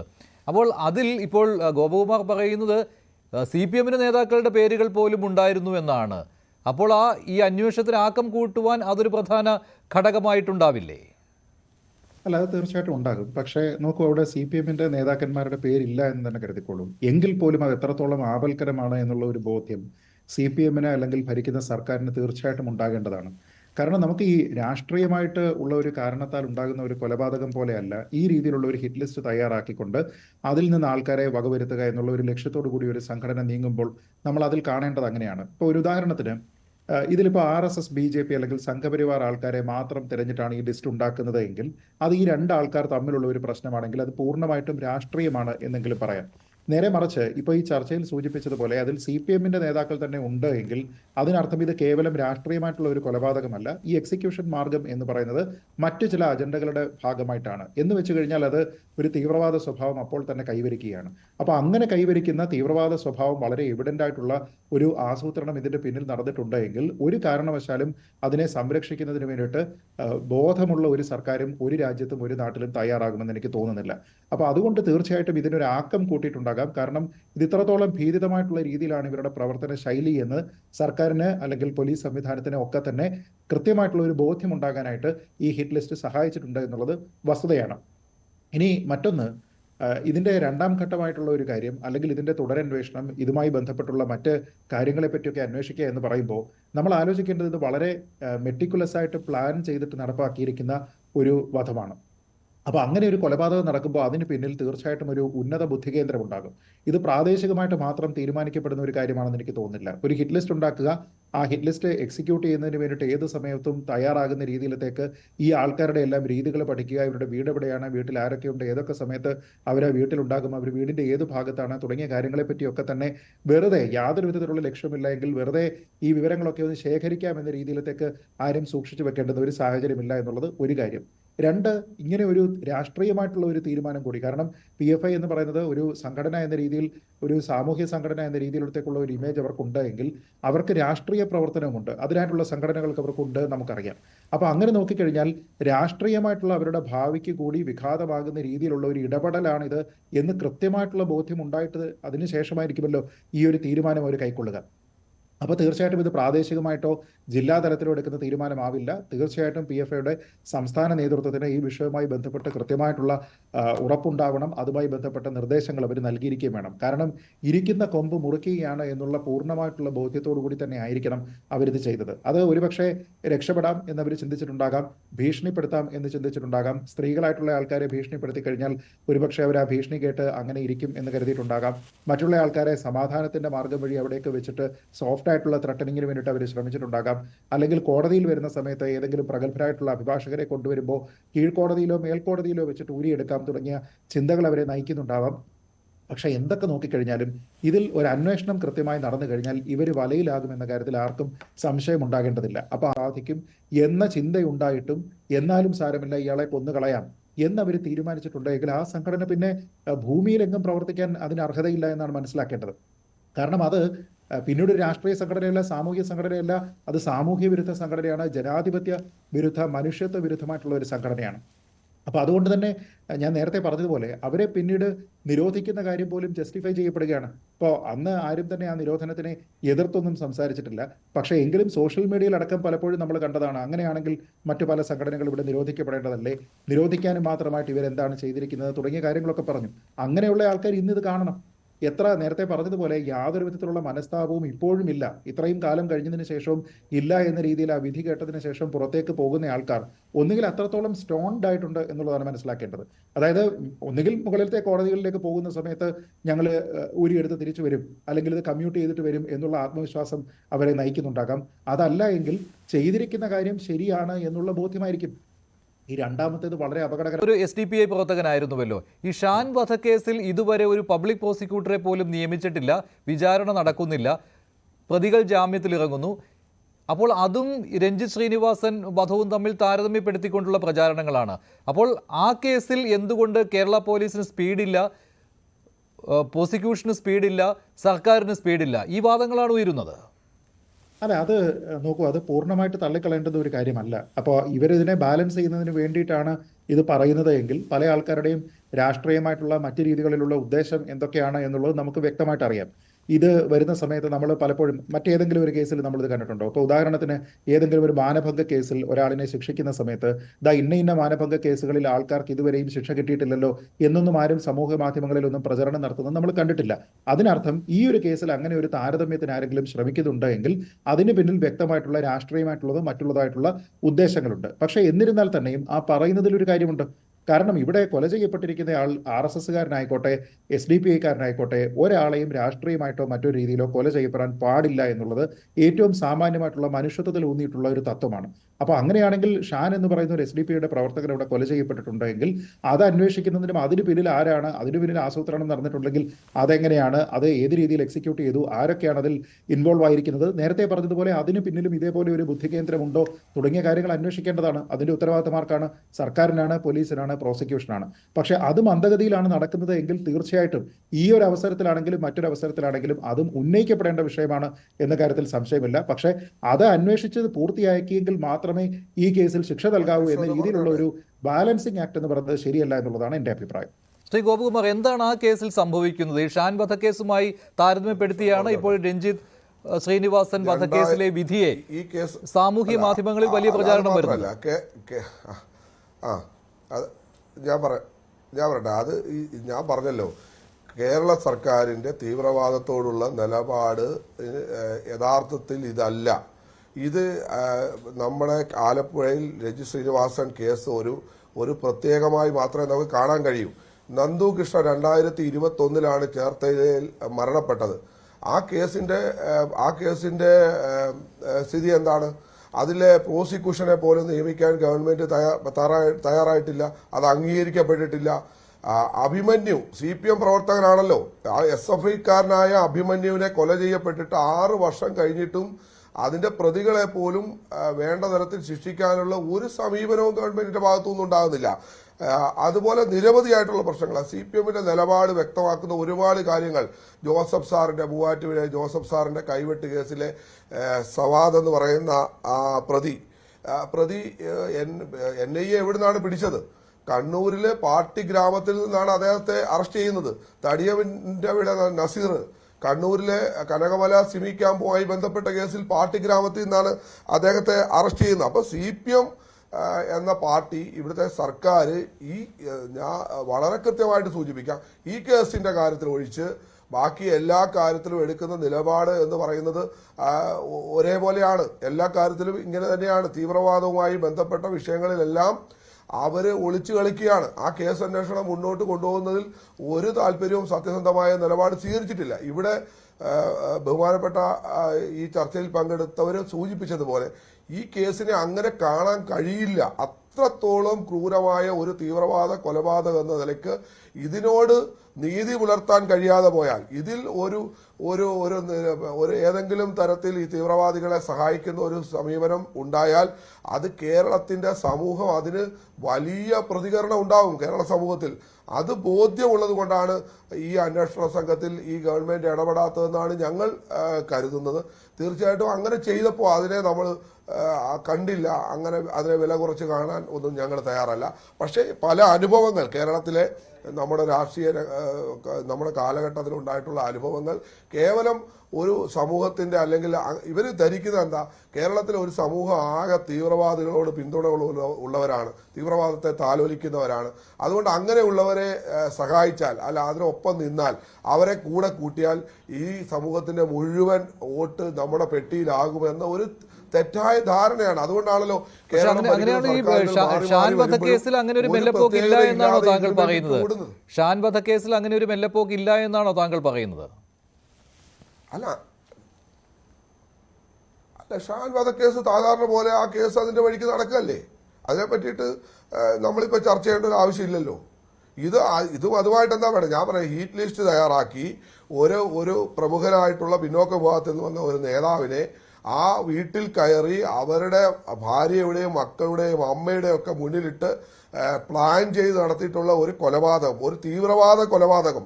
ഇവിടെ സൂചിപ്പിച്ചതുപോലെ ഒരു മുന്നേറ്റ വൈരാഗ്യവും ഇല്ലാത്ത ഒരു വ്യക്തിയെ കൊല ചെയ്യാൻ വേണ്ടി ആസൂത്രിതമായ പദ്ധതി തയ്യാറാക്കി കൊലപ്പെടുത്തി. അതിനുശേഷം നമ്മുടെ ഈ സാഹചര്യം തന്നെ, ഈ തീവ്രവാദ സംവിധാനത്തിനെതിരായിട്ടുള്ള സാഹചര്യം തന്നെ മാറിയില്ലേ? കേന്ദ്ര ഗവൺമെന്റ് ശക്തമായിട്ടുള്ള നിലപാട് സ്വീകരിച്ചില്ലായിരുന്നെങ്കിൽ എന്തായിരുന്നു കേരളത്തിന്റെ ഇന്നത്തെ സ്ഥിതി? കേരളത്തിൽ എന്തായിരിക്കുമായിരുന്നു സ്ഥിതി? അതിനെപ്പറ്റി ആരും ചർച്ച ചെയ്യുന്നില്ല. യഥാർത്ഥത്തിൽ നമ്മളിപ്പോൾ പറഞ്ഞു, പക്ഷെ പൊതുസമൂഹം വലിയ ആശങ്കയിലാണ്. കേരളത്തിലെ രാഷ്ട്രീയ നേതൃത്വം, ഭരണത്തിലുള്ള നേതൃത്വം ഒന്നും അതിനെപ്പറ്റി ചർച്ച ചെയ്യുന്നില്ല. കേന്ദ്ര ഗവൺമെന്റ് ഈ നിലപാട് സ്വീകരിച്ചില്ലായിരുന്നെങ്കിൽ ഇന്ന് കേരളത്തിന്റെ സ്ഥിതി എന്താകുമായിരുന്നു? ഇവിടെ തീവ്രവാദ ശക്തികൾ തഴച്ചു വളർന്ന് ഇപ്പോൾ മിണ്ടാതിരിക്കുന്നു. അതുകൊണ്ട് ഇവിടെ സൂചിപ്പിച്ചതുപോലെ സ്ലീപ്പർ സെല്ലുകൾ ഇന്നും ഉണ്ട്. അതുകൊണ്ടാണല്ലോ ജഡ്ജിയെ ഭീഷണിപ്പെടുത്താൻ തയ്യാറാകുന്നത്. അതുകൊണ്ടാണല്ലോ രഞ്ജിത് ശ്രീനിവാസന്റെ ഭാര്യ ആ വീട്ടിലേക്ക് അവരെ ഭീഷണിപ്പെടുത്താൻ വേണ്ടി തയ്യാറാകുന്നത്. ഇത് ഇവിടെയും നിലവിലുണ്ട്. ഇനിയും ഗവൺമെന്റ് അമാന്തിച്ചാൽ, നോക്കി നിന്നാൽ അത് വളരെ വലിയ വില കൊടുക്കേണ്ടി വരുമെന്ന ആശങ്ക കേരളത്തിലെ ജനങ്ങൾക്കുണ്ട്. ശരി ശരി ശ്രീ ഗോപകുമാർ, രഞ്ജിത് ശ്രീനിവാസന്റെ ഭാര്യ ലിഷ ഞങ്ങളുടെ പ്രതിനിധി ശ്രീജിത്തുമായിട്ട് സംസാരിച്ചിരുന്നു. ലിഷയുടെ വാക്കുകളിലേക്ക്, എങ്ങനെയാണ് ഈ കേസ് അന്വേഷണത്തിലുണ്ടായ തടസ്സങ്ങൾ, എന്തെല്ലാം ഭീഷണികളാണ് തനിക്ക് വന്നത്, ഇക്കാര്യങ്ങളെക്കുറിച്ച് ലിഷ സംസാരിച്ചു. ലിഷയുടെ വാക്കുകളിലേക്ക്.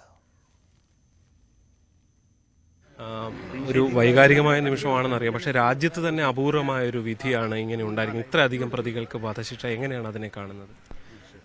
നീതിപൂർവമായ ഒരു സമീപനമാണ് കോടതിയുടെ ഭാഗത്തുനിന്നുണ്ടായത്. തെളിവുകൾ അതേപോലെ തന്നെ കോടതി സ്വീകരിച്ചു.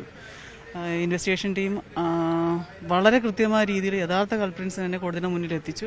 അത് നല്ല രീതിയിൽ തന്നെ പ്രോസിക്യൂട്ടർ പ്രസന്റ് ചെയ്തു. ഈ നഷ്ടത്തിനിടയിലും ഞങ്ങൾക്ക് ചെറിയൊരു ആശ്വാസമുണ്ട്. വിധി ഇങ്ങനെ വധശിക്ഷ എന്നുള്ളത് സാധാരണ ഇത്തരം കേസുകൾ നമ്മൾ ആഗ്രഹിക്കുന്നതാണ് പക്ഷെ പലപ്പോഴും അങ്ങനെ ഒരു വിധിയിലേക്ക് ചിലപ്പോൾ അന്തിമഘട്ടത്തിൽ എത്താറില്ല. അതുകൊണ്ട് തന്നെ ഈ ഒരു വിധിയിലേക്ക് വന്നപ്പോൾ എന്താണ് ആ സമയത്ത് വിധി കേട്ടപ്പോൾ ഉണ്ടായൊരു ഫീല്? സത്യത്തിൽ ഞാനിത് പ്രതീക്ഷിച്ചതന്നെ, ഞങ്ങളെല്ലാവരും ഇത് തന്നെയാണ് പ്രതീക്ഷിച്ചത്. ആഗ്രഹത്തേക്കാൾ എപ്പോഴും പ്രതീക്ഷിച്ചു. കാരണം അപൂർവമായ കേസ് തന്നെയായിരുന്നു ഇത്. സാധാരണ ഒരു കൊലപാതകം അല്ലെങ്കിൽ ഒരു രാഷ്ട്രീയ കൊലപാതകം എന്ന നിലയിൽ ഇതിനെ കാണാൻ കഴിയില്ല. അത് ആ സമയത്ത് കണ്ട ഞങ്ങൾക്ക് മാത്രമേ അതിനെക്കുറിച്ച് അതിൻ്റെ ആ ഒരു എന്താ പറയേണ്ടത് ഭീകരത മനസ്സിലാക്കാൻ പറ്റുള്ളൂ. അതുകൊണ്ട് അപൂർവങ്ങൾ തന്നെയാണ്. അത് കോടതി കണ്ടു.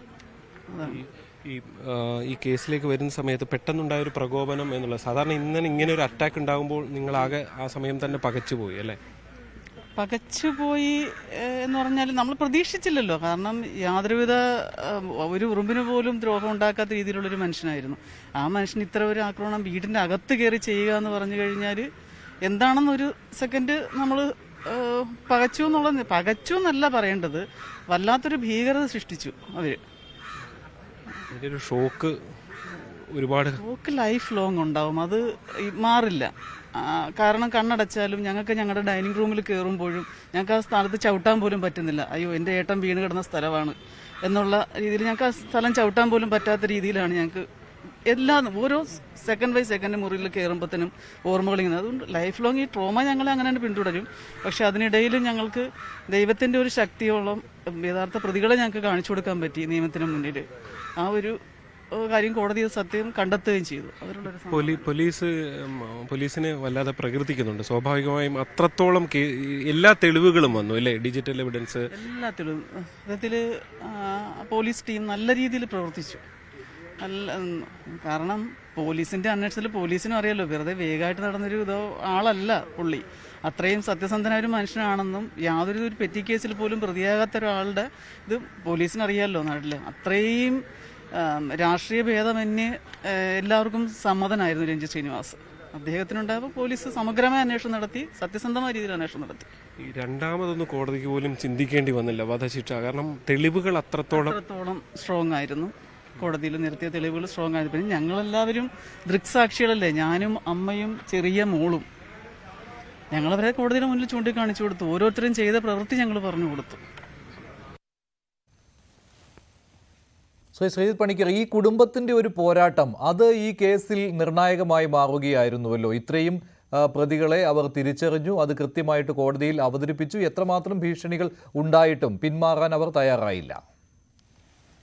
തീർച്ചയായിട്ടും ഇവിടെ ഏറ്റവും കൂടുതൽ അഭിനന്ദനം അർഹിക്കുന്നത് ആ കുടുംബം തന്നെയാണ്. കാരണം ഈ പറഞ്ഞതുപോലെ മറ്റാരെ സ്വാധീനിക്കാനേക്കാളും ആ കുടുംബത്തിനെ സ്വാധീനിക്കാനായിട്ടോ ഭീഷണിപ്പെടുത്തുന്നതിന് വേണ്ടിയിട്ടോ ആൾക്കാർ ശ്രമിക്കുമ്പോൾ, പ്രത്യേകിച്ച് നമ്മളിപ്പോൾ കാണുന്നതെല്ലാം സ്ത്രീകളാണ്, അമ്മ, ഭാര്യ തുടങ്ങിയ ആൾക്കാർ, പെൺകുട്ടികൾ. അപ്പോൾ അങ്ങനെയുള്ള ആൾക്കാരെ സംബന്ധിച്ചിടത്തോളം ഈ ഭീഷണിക്ക് അടിപ്പെട്ടു പോവുക എന്ന് പറയുന്നത് വളരെ വലിയൊരു പോസിബിലിറ്റിയാണ്. പക്ഷെ അവർക്ക് അദ്ദേഹത്തിനോടുള്ള സ്നേഹം എത്രത്തോളം വലുതായിരുന്നു എന്നുള്ളതാണ് നമുക്കിതിൽ നിന്ന് പ്രകടമാകുന്നത്. കാരണം അവർക്ക് ഇത്രയും കാലം കഴിഞ്ഞതിന് ശേഷവും ഈ ഭീഷണിയിൽ കൂടി എല്ലാം കടന്നു പോയതിനു ശേഷവും അദ്ദേഹത്തിന് നീതി കിട്ടുന്നതിന് വേണ്ടിയിട്ട് അവരെ കൊണ്ട് പറ്റുന്ന രീതിയിലത്തേക്ക് കാര്യങ്ങൾ പ്രസന്റ് ചെയ്യാനായിട്ട് അവർക്ക് സാധിച്ചു എന്നുള്ളതും, ആ ഒരു ട്രോമ ലൈഫ് ലോങ് ആയിരിക്കുമെന്നുള്ള ഉത്തമ ബോധ്യമുള്ളപ്പോഴും ഇപ്പോഴും അവരുടെ വീട്ടിലെ ഈ മുറിയിലേക്ക് കടക്കുന്ന സമയത്ത് അവർക്ക് അതിന്റെ ഭീതി അവരെ വേട്ടയാടുന്നുണ്ട് എന്നതെല്ലാം പരിഗണിക്കുമ്പോൾ പോലും അദ്ദേഹത്തിന്റെ ഓർമ്മകൾ അവരോടൊപ്പം തന്നെ അങ്ങനെ നിൽക്കുകയാണ് എന്നുള്ളത് വളരെ പ്രകടമാണ്. അപ്പോൾ അതൊരു വളരെ ഇമോഷണൽ ആയിട്ടുള്ള ഒരു കാര്യമാണ്. അതിനോടൊപ്പം തന്നെ നോക്കൂ, ഇതിൽ ഏറ്റവും ആത്യന്തികമായിട്ട് അവരുടെ ഏറ്റവും പ്രിയപ്പെട്ടവനാണ്. അപ്പോൾ അങ്ങനെയുള്ള ഒരാളിനെ ഇല്ലാതെയാക്കിയതിന് ശേഷം അതിനേക്കാൾ വലിയ ശിക്ഷയൊന്നും ഇനി അവർക്ക് കിട്ടാനില്ല. അപ്പോൾ അവരെ ഇനി നിങ്ങൾ ഭീഷണിപ്പെടുത്തിയിട്ട് എന്ത് ചെയ്യാനാണ്? അവരെന്ത് ചെയ്യാനാണ്? അവർക്കിനി അങ്ങനെ എന്തെങ്കിലും ഒരു മെറ്റീരിയൽ ബെനിഫിറ്റ് കൊണ്ട് ജീവിക്കണം എന്ന് കരുതുന്നയാളാണോ? അങ്ങനെ ഒരാളും ചിന്തിക്കില്ല. അപ്പോൾ ആൾക്കാർ ഈ രീതിയിലത്തേക്കൊക്കെ ഒരു കൊലപാതകം നടത്തിയിട്ട് ഇവരെയൊക്കെ ഭീഷണിപ്പെടുത്തിയിട്ട് അങ്ങ് ഇരുത്തി പോകാം എന്നൊക്കെ ചിന്തിച്ചുവെങ്കിൽ അതിലൊക്കെ ഇവർക്ക് തെറ്റിപ്പോയിട്ടുണ്ട്. അവർക്ക് ഇവിടെ എല്ലാം അവരുടെ പ്ലാനിങ് പാളിപ്പോയതാണ്. അപ്പോൾ കുടുംബത്തിന്റെ ആ ഒരു കോൺട്രിബ്യൂഷൻ എന്ന് പറയുന്നത് വളരെ വലുതാണ്. കാരണം ഇപ്പോൾ അദ്ദേഹത്തിന്റെ ഭാര്യ പറഞ്ഞതുപോലെ തന്നെ ഈ പ്രതികളെ തിരിച്ചറിയുക, അല്ലെങ്കിൽ അവരിൽ ഓരോരുത്തരും എന്ത് റോളാണ് അവിടെ ചെയ്തിരുന്നത് എന്നതിനെപ്പറ്റി പറയുക എന്ന് പറയുമ്പോൾ അത് കോടതിയുടെ മുന്നിൽ എത്തുന്ന സമയത്തേക്ക്, അത് പ്രോസിക്യൂഷന് പ്രസന്റ് ചെയ്യുന്ന സമയത്തേക്ക് അതിശക്തമായിട്ടുള്ള തെളിവായി മാറുകയാണ്. അത് അൺഡിനേബിൾ ആയിട്ടുള്ള ഒരു ഫാക്റ്റ് ആയിട്ട് അവിടെ നിൽക്കുകയാണ്. കാരണം ആ ട്രോമ അനുഭവിച്ച ആൾക്കാർ, ഇതിന്റെ വിറ്റ്നസ് ആയിട്ടുള്ള ആൾക്കാർ, അവരാണ് ഇത് പറയുന്നത്. അപ്പോൾ അതിനെ സപ്പോർട്ട് ചെയ്തുകൊണ്ട് പോലീസും പ്രോസിക്യൂഷനും അവിടെ നിൽക്കുക മാത്രമേ വേണ്ടതുള്ളൂ. അപ്പോൾ ആത്യന്തികമായിട്ട് നമ്മൾ ഇതിന്റെ ഒരു ക്രെഡിറ്റ് സർക്കാരിനും പോലീസിനും അതേപോലെ തന്നെ ഈ പ്രോസിക്യൂഷനും എല്ലാം നൽകുമ്പോഴും ആ പ്രോസിക്യൂഷനെ, സർക്കാരിനെ, പോലീസിനെ ഒക്കെ അതിലേക്ക് നയിക്കുന്നതിൽ കുടുംബത്തിന്റെ പങ്ക് എന്ന് പറയുന്നത് നിസ്തുലമാണ്. അപ്പോൾ അങ്ങനെയുള്ള തൻ്റെ ഇടം അവരത് ഡെമോൺസ്ട്രേറ്റ് ചെയ്തു. അദ്ദേഹത്തിനോടുള്ള കൃത്യമായിട്ടുള്ള ഒരു ആദരവാണ് അവരിവിടെ ചെയ്തത് എന്ന് നിസ്സംശയം പറയാം. ഇനി മറ്റുള്ള കേസുകളിലും നമുക്ക് അറിയാമല്ലോ, എത്രയോ രാഷ്ട്രീയ കൊലപാതക കേസുകളുണ്ട്. ഈ രീതിയിലുള്ള കേസുകളൊക്കെ നമ്മുടെ നാട്ടിൽ ഇങ്ങനെ കണ്ടുകൊണ്ടിരിക്കുകയാണ്. അവിടെയുള്ള കുടുംബങ്ങൾ, ആൾക്കാർ ഈ രീതിയിൽ തന്നെ ചിന്തിക്കുക. നിങ്ങൾ ആരെങ്കിലും, ഇനി കുടുംബത്തിലുള്ള ആൾക്കാരല്ല, മറ്റുള്ള ആൾക്കാരാണെങ്കിലും, നിങ്ങൾ ദൃക്സാക്ഷികളാണെങ്കിൽ, നിങ്ങൾക്ക് അറിവുണ്ട് എങ്കിൽ ആ ഒരു കുടുംബത്തിന് അതിൻ്റെ ഒരു ക്ലോഷർ കിട്ടുന്നതിൻ്റെ ഭാഗമായിട്ട് അത് എത്രത്തോളം ഒരു റിലീഫാണ് എന്നുള്ളത് ഒരു പക്ഷേ അനുഭവിക്കുന്ന ആൾക്കാർക്ക് മാത്രമേ മനസ്സിലാവുകയുള്ളൂ. അങ്ങനെയുള്ള കാര്യങ്ങളിലേക്ക് സത്യം പുറത്ത് പറയുന്നതിന് വേണ്ടിയിട്ട് കൂടുതലായിട്ട് ആൾക്കാർ വരിക, അല്ലാതെ ഭയപ്പെട്ട് അങ്ങനെ ഭീതിക്കടിപ്പെട്ട് അങ്ങനെ കഴിയേണ്ടതല്ല. കാരണം ഇപ്പോൾ ഈ കേസിനെ ഇപ്പോൾ TP ചന്ദ്രശേഖരൻ വധക്കേസുമായി താരതമ്യപ്പെടുത്തിയും ചർച്ച നടക്കുന്നുണ്ട്. TP കേസിൽ ഈ രീതിയിലുള്ള ഒരു വിചാരണ നടന്നില്ല. അത്രമാത്രം എന്ന് വെച്ചാൽ ഇതിൻ്റെ മാസ്റ്റർ മൈൻഡുകളിലേക്ക് അന്വേഷണം പോയില്ല. അതുപോലെ തന്നെ കുറ്റവാളികൾക്ക് പരമാവധി ശിക്ഷയിലേക്ക് എത്തിക്കുവാൻ കഴിഞ്ഞില്ല. ഇത്തരത്തിലുള്ള ഒരു രീതിയാണ് TP ചന്ദ്രശേഖരൻ വധക്കേസിൽ ഉണ്ടായത്. ഈ ക്രൂരകൃത്യത്തിൻ്റെ ആ കാഠിന്യം, ആ നിഷ്ഠൂരത നോക്കിക്കഴിഞ്ഞാൽ സമാനമാണ്. തീർച്ചയായിട്ടും അത് സമാനമാണ്. തന്നെയല്ല, അവിടെ സ്റ്റിൽ ഉണ്ടായിരുന്ന ഒരു വ്യത്യാസം എന്ന് പറയുന്നത് പ്യുവർലി ഒരു പൊളിറ്റിക്കൽ മർഡർ ആണ് എന്ന് നമുക്ക് പറയാം. ഇവിടെ അത് പൊളിറ്റിക്കൽ അല്ല, അതാണ് ഇതിൻ്റെ കാര്യം. നമുക്ക് രാഷ്ട്രീയമായിട്ട് രണ്ട് ചേരിയിൽ നിൽക്കുന്നത് കൊണ്ട് രാഷ്ട്രീയമാണ് എന്ന് പറയാമെങ്കിലും ഇതിൻ്റെ സാഹചര്യം തുലവും വ്യത്യസ്തമാണ്. പിന്നെ ഈ രണ്ട് കേസുകളിലും ഉണ്ടായിരിക്കുന്ന സാക്ഷികൾ എന്ന് പറയുന്നത് വളരെ പ്രധാനമാണ്. അത് ആരൊക്കെയാണ് നേരിട്ട് കണ്ടിരിക്കുന്നത് എന്നുള്ളത് എല്ലായ്പ്പോഴും ഒരു അഡീഷണൽ വെയിറ്റ് ഒരു കേസ് പ്രസന്റ് ചെയ്യുന്ന സമയത്ത് കൊടുക്കുന്നതാണ്. പ്രത്യേകിച്ച് വീട്ടിലുള്ള ആൾക്കാർ, പിന്നെ കുട്ടികളായിട്ടുള്ള ആൾക്കാർ. അപ്പോൾ അവരൊക്കെ അനുഭവിക്കുന്ന ട്രോമ, നമുക്ക് മുമ്പ് ഒരു ജയകൃഷ്ണൻ വധക്കേസ് നമുക്കറിയാം. സ്കൂളിൽ പഠിക്കുന്ന കുട്ടികളുടെ മുന്നിൽ വെച്ച് അവരുടെ അധ്യാപകനെ കൊല്ലുകയാണ്. അപ്പോൾ ആ ഒരു സമയത്ത് ഈ കുട്ടികൾ അനുഭവിക്കുന്ന ട്രോമ എന്ന് പറയുന്നത് എത്രത്തോളമാണെന്ന് നമുക്കറിയാം. ഇനി ആ കുട്ടികളുടെ അച്ഛനെ തന്നെയാണ് കൊല്ലുന്നതെങ്കിലോ, അപ്പോൾ ആ ഒരു സാഹചര്യം ഒക്കെ തന്നെ ഇവിടെ പരിഗണിക്കപ്പെടേണ്ടതാണ്. ജയകൃഷ്ണൻ മാസ്റ്റർ വധക്കേസിൽ മേൽക്കോടതിയിൽ പോയി പ്രതികൾ കൂരിപ്പോരാൻ സാധിച്ചിരുന്നു. ആകെ ഒരാൾ മാത്രമാണ് ശിക്ഷിക്കപ്പെട്ടത്. അതെ, അത് പ്രോസിക്യൂഷൻ എത്രത്തോളം വാട്ടർ ടൈറ്റ് ആയിട്ടാണ് ഒരു കേസ് ബിൽഡ് ചെയ്യുന്നത്, പ്രോസിക്യൂഷന്റെ ആത്മാർത്ഥത എത്രത്തോളമാണ്, അന്വേഷണ ഏജൻസികളുടെ ആത്മാർത്ഥത എത്രത്തോളമാണ്, ഏതറ്റം വരെ ഈ അന്വേഷണ ഏജൻസികൾ അന്വേഷിക്കണം എന്നതിനെപ്പറ്റി പലപ്പോഴും തീരുമാനങ്ങൾ വരുന്നത് രാഷ്ട്രീയമായിട്ടാണ് എന്ന് നമുക്കറിയാം. അപ്പോൾ അതുകൊണ്ടാണ് ഞാൻ നേരത്തെ പറഞ്ഞത്, ഇതിന്റെ പിന്നിൽ ഒരു ബുദ്ധികേന്ദ്രം ഉണ്ടെങ്കിൽ ആ ബുദ്ധികേന്ദ്രത്തിലേക്ക് എത്തുക എന്ന് പറയുന്നത് ഏറ്റവും പ്രധാനമാണ്. ഈ എക്സിക്യൂട്ട് ചെയ്യുന്ന ആൾക്കാരെ മാത്രമല്ല, അതുകൊണ്ടാണ് ഞാൻ പറഞ്ഞത് ഇവർക്ക് ആർക്കും തന്നെ വ്യക്തിവിരോധമില്ലാത്ത 15 പേർ ഒരാളെ കൊല്ലാനായിട്ട് തീരുമാനിച്ച് പോകണമെങ്കിൽ അവരെ നയിക്കുന്നത് എന്താണ്? അവരെ നയിക്കുന്നത് ഒരു ഇൻസ്ട്രക്ഷനാണ്, ഒരു നിർദ്ദേശമാണ്. അപ്പോൾ ആ നിർദ്ദേശം ഇവിടെ നിന്നാണ്? അവർക്ക് ഡിനൈ ചെയ്യാൻ പറ്റാത്ത, ശിരസാ വഹിച്ച് നടപ്പാക്കുക മാത്രം അവർക്കൊരു പോംവഴിയുള്ള ഒരാളിൽ നിന്നോ അല്ലെങ്കിൽ ഒരു സംഘത്തിൽ നിന്നോ ആയിരിക്കും ആ നിർദ്ദേശം വരിക. അതിനെ ക്രാക്ക് ചെയ്യുക എന്നുള്ളത് പ്രധാനമാണ്. അതുകൊണ്ട് തന്നെ ഈ 15 പേരെ ശിക്ഷിക്കുന്നു എന്ന് പറയുന്നത് ശരി, നല്ല കാര്യം. എക്സിക്യൂട്ട് ചെയ്ത ആൾക്കാരെ ശിക്ഷിച്ചു. പക്ഷേ യാതൊരു വിധത്തിലുള്ള ബന്ധവും പരിചയവും ഇല്ലാത്ത, ഒരു മുൻവൈരാഗ്യവും ഇല്ലാത്ത ഈ 15 പേരെ ഇതിന്റെ ചാലകശക്തികളായിട്ട് വിട്ടിരിക്കുന്ന ഒരു ബുദ്ധികേന്ദ്രം അവിടെ ഉണ്ടെങ്കിൽ അത് തകർക്കപ്പെടണം. അത് TP ചന്ദ്രശേഖരൻ കേസിലും അങ്ങനെ തന്നെയാണ് വരേണ്ടിയിരുന്നത്. ഇപ്പൊ നമുക്കറിയാം ഇതിന്റെ പിന്നിൽ ആരൊക്കെ ഉണ്ടായിരിക്കാം, അല്ലെങ്കിൽ ആരൊക്കെ ഉണ്ട്, ആരെയൊക്കെ രക്ഷിക്കാനായിട്ടുള്ള ശ്രമങ്ങൾ നടന്നിട്ടുണ്ട്, അന്വേഷണം ഏത് പരിധി വരെ പോയി, അതിനപ്പുറത്തേക്ക് പോയില്ല. അതിനുശേഷം പിന്നീട് ഈ പ്രതികളായിട്ടുള്ള ആൾക്കാർക്ക് ജയിലിൽ കിടക്കുന്ന സമയത്തും കിട്ടിയിരിക്കുന്ന നമ്മൾ പറയുന്ന ലൗകിക സുഖങ്ങൾ എന്തൊക്കെ രീതിയിലുള്ള കാര്യങ്ങളാണ് എന്നതെല്ലാം നമ്മൾ കണ്ടതാണ്. അപ്പൊ അങ്ങനെ നോക്കിക്കഴിഞ്ഞാൽ ഇതിന് പിന്നിൽ പ്രവർത്തിക്കുന്ന ഒരു ബുദ്ധികേന്ദ്രം എന്ന് പറയുന്നത് പലപ്പോഴും സർക്കാരിന് വേണ്ടപ്പെട്ടവരായിരിക്കാം. അതുകൊണ്ടായിരിക്കാം ആ രീതിയിൽ പെരുമാറുന്നത്. ഇതിപ്പോൾ അങ്ങനെ വേണ്ടപ്പെട്ട ആൾക്കാർ ഒരുപക്ഷെ ഇല്ലാത്തത് കൊണ്ട് വളരെ പെട്ടെന്ന് കാര്യങ്ങൾ നടന്നു. ഇനിയും അങ്ങനെ ഒരു ബുദ്ധികേന്ദ്രം ഉണ്ടെങ്കിൽ അതിനെ ക്രാക്ക് ചെയ്യുക എന്നതിലേക്ക് എത്തിയെങ്കിൽ മാത്രമേ ഇത് പൂർണ്ണതയിലേക്ക് എത്തുകയുള്ളൂ. അപ്പോൾ അവിടെയാണ് സർക്കാരിന്റെ ആത്മാർത്ഥത എന്ന് പറയുന്നത് നമ്മൾ നോക്കേണ്ടത്. കാരണം പ്രോസിക്യൂഷൻ ഏതറ്റം വരെ പോകണം, അന്വേഷണ ഏജൻസി ഏതറ്റം വരെ പോകണം എന്ന് തീരുമാനിക്കുന്നത് ഈ ഏജൻസികളോ ഈ സംവിധാനമോ അല്ല, നേരെ മറിച്ചത് സർക്കാരാണ്. അതൊരു പൊളിറ്റിക്കൽ ഡിസിഷനാണ്. ആ പൊളിറ്റിക്കൽ ഡിസിഷൻ എടുക്കുന്നതിന് വേണ്ടി സർക്കാർ എന്ത് ചെയ്യുമെന്നുള്ളതാണ് ഇനി നമുക്ക് കാണേണ്ടത്. ശരി, നന്ദി Shri Sreejith Panicker, Shri MV Gopakumar, Shri George Joseph, Shri Pratap G Padikkal. ഇന്നത്തെ പ്രൈം ഡിബേറ്റിലെ ചോദ്യം ഇതായിരുന്നു: രൺജീത് ശ്രീനിവാസൻ വധം, പ്രതികൾക്കുള്ള വധശിക്ഷ നടപ്പിലാകുമോ? വധശിക്ഷ നടപ്പിലാകുമെന്ന് വിശ്വസിക്കുന്നത് 64% പ്രേക്ഷകർ, ഇല്ല എന്ന് 32%, നിഷ്പക്ഷം 4%. പ്രൈം ഡിബേറ്റ് അവസാനിക്കുന്നു. നന്ദി, നമസ്കാരം.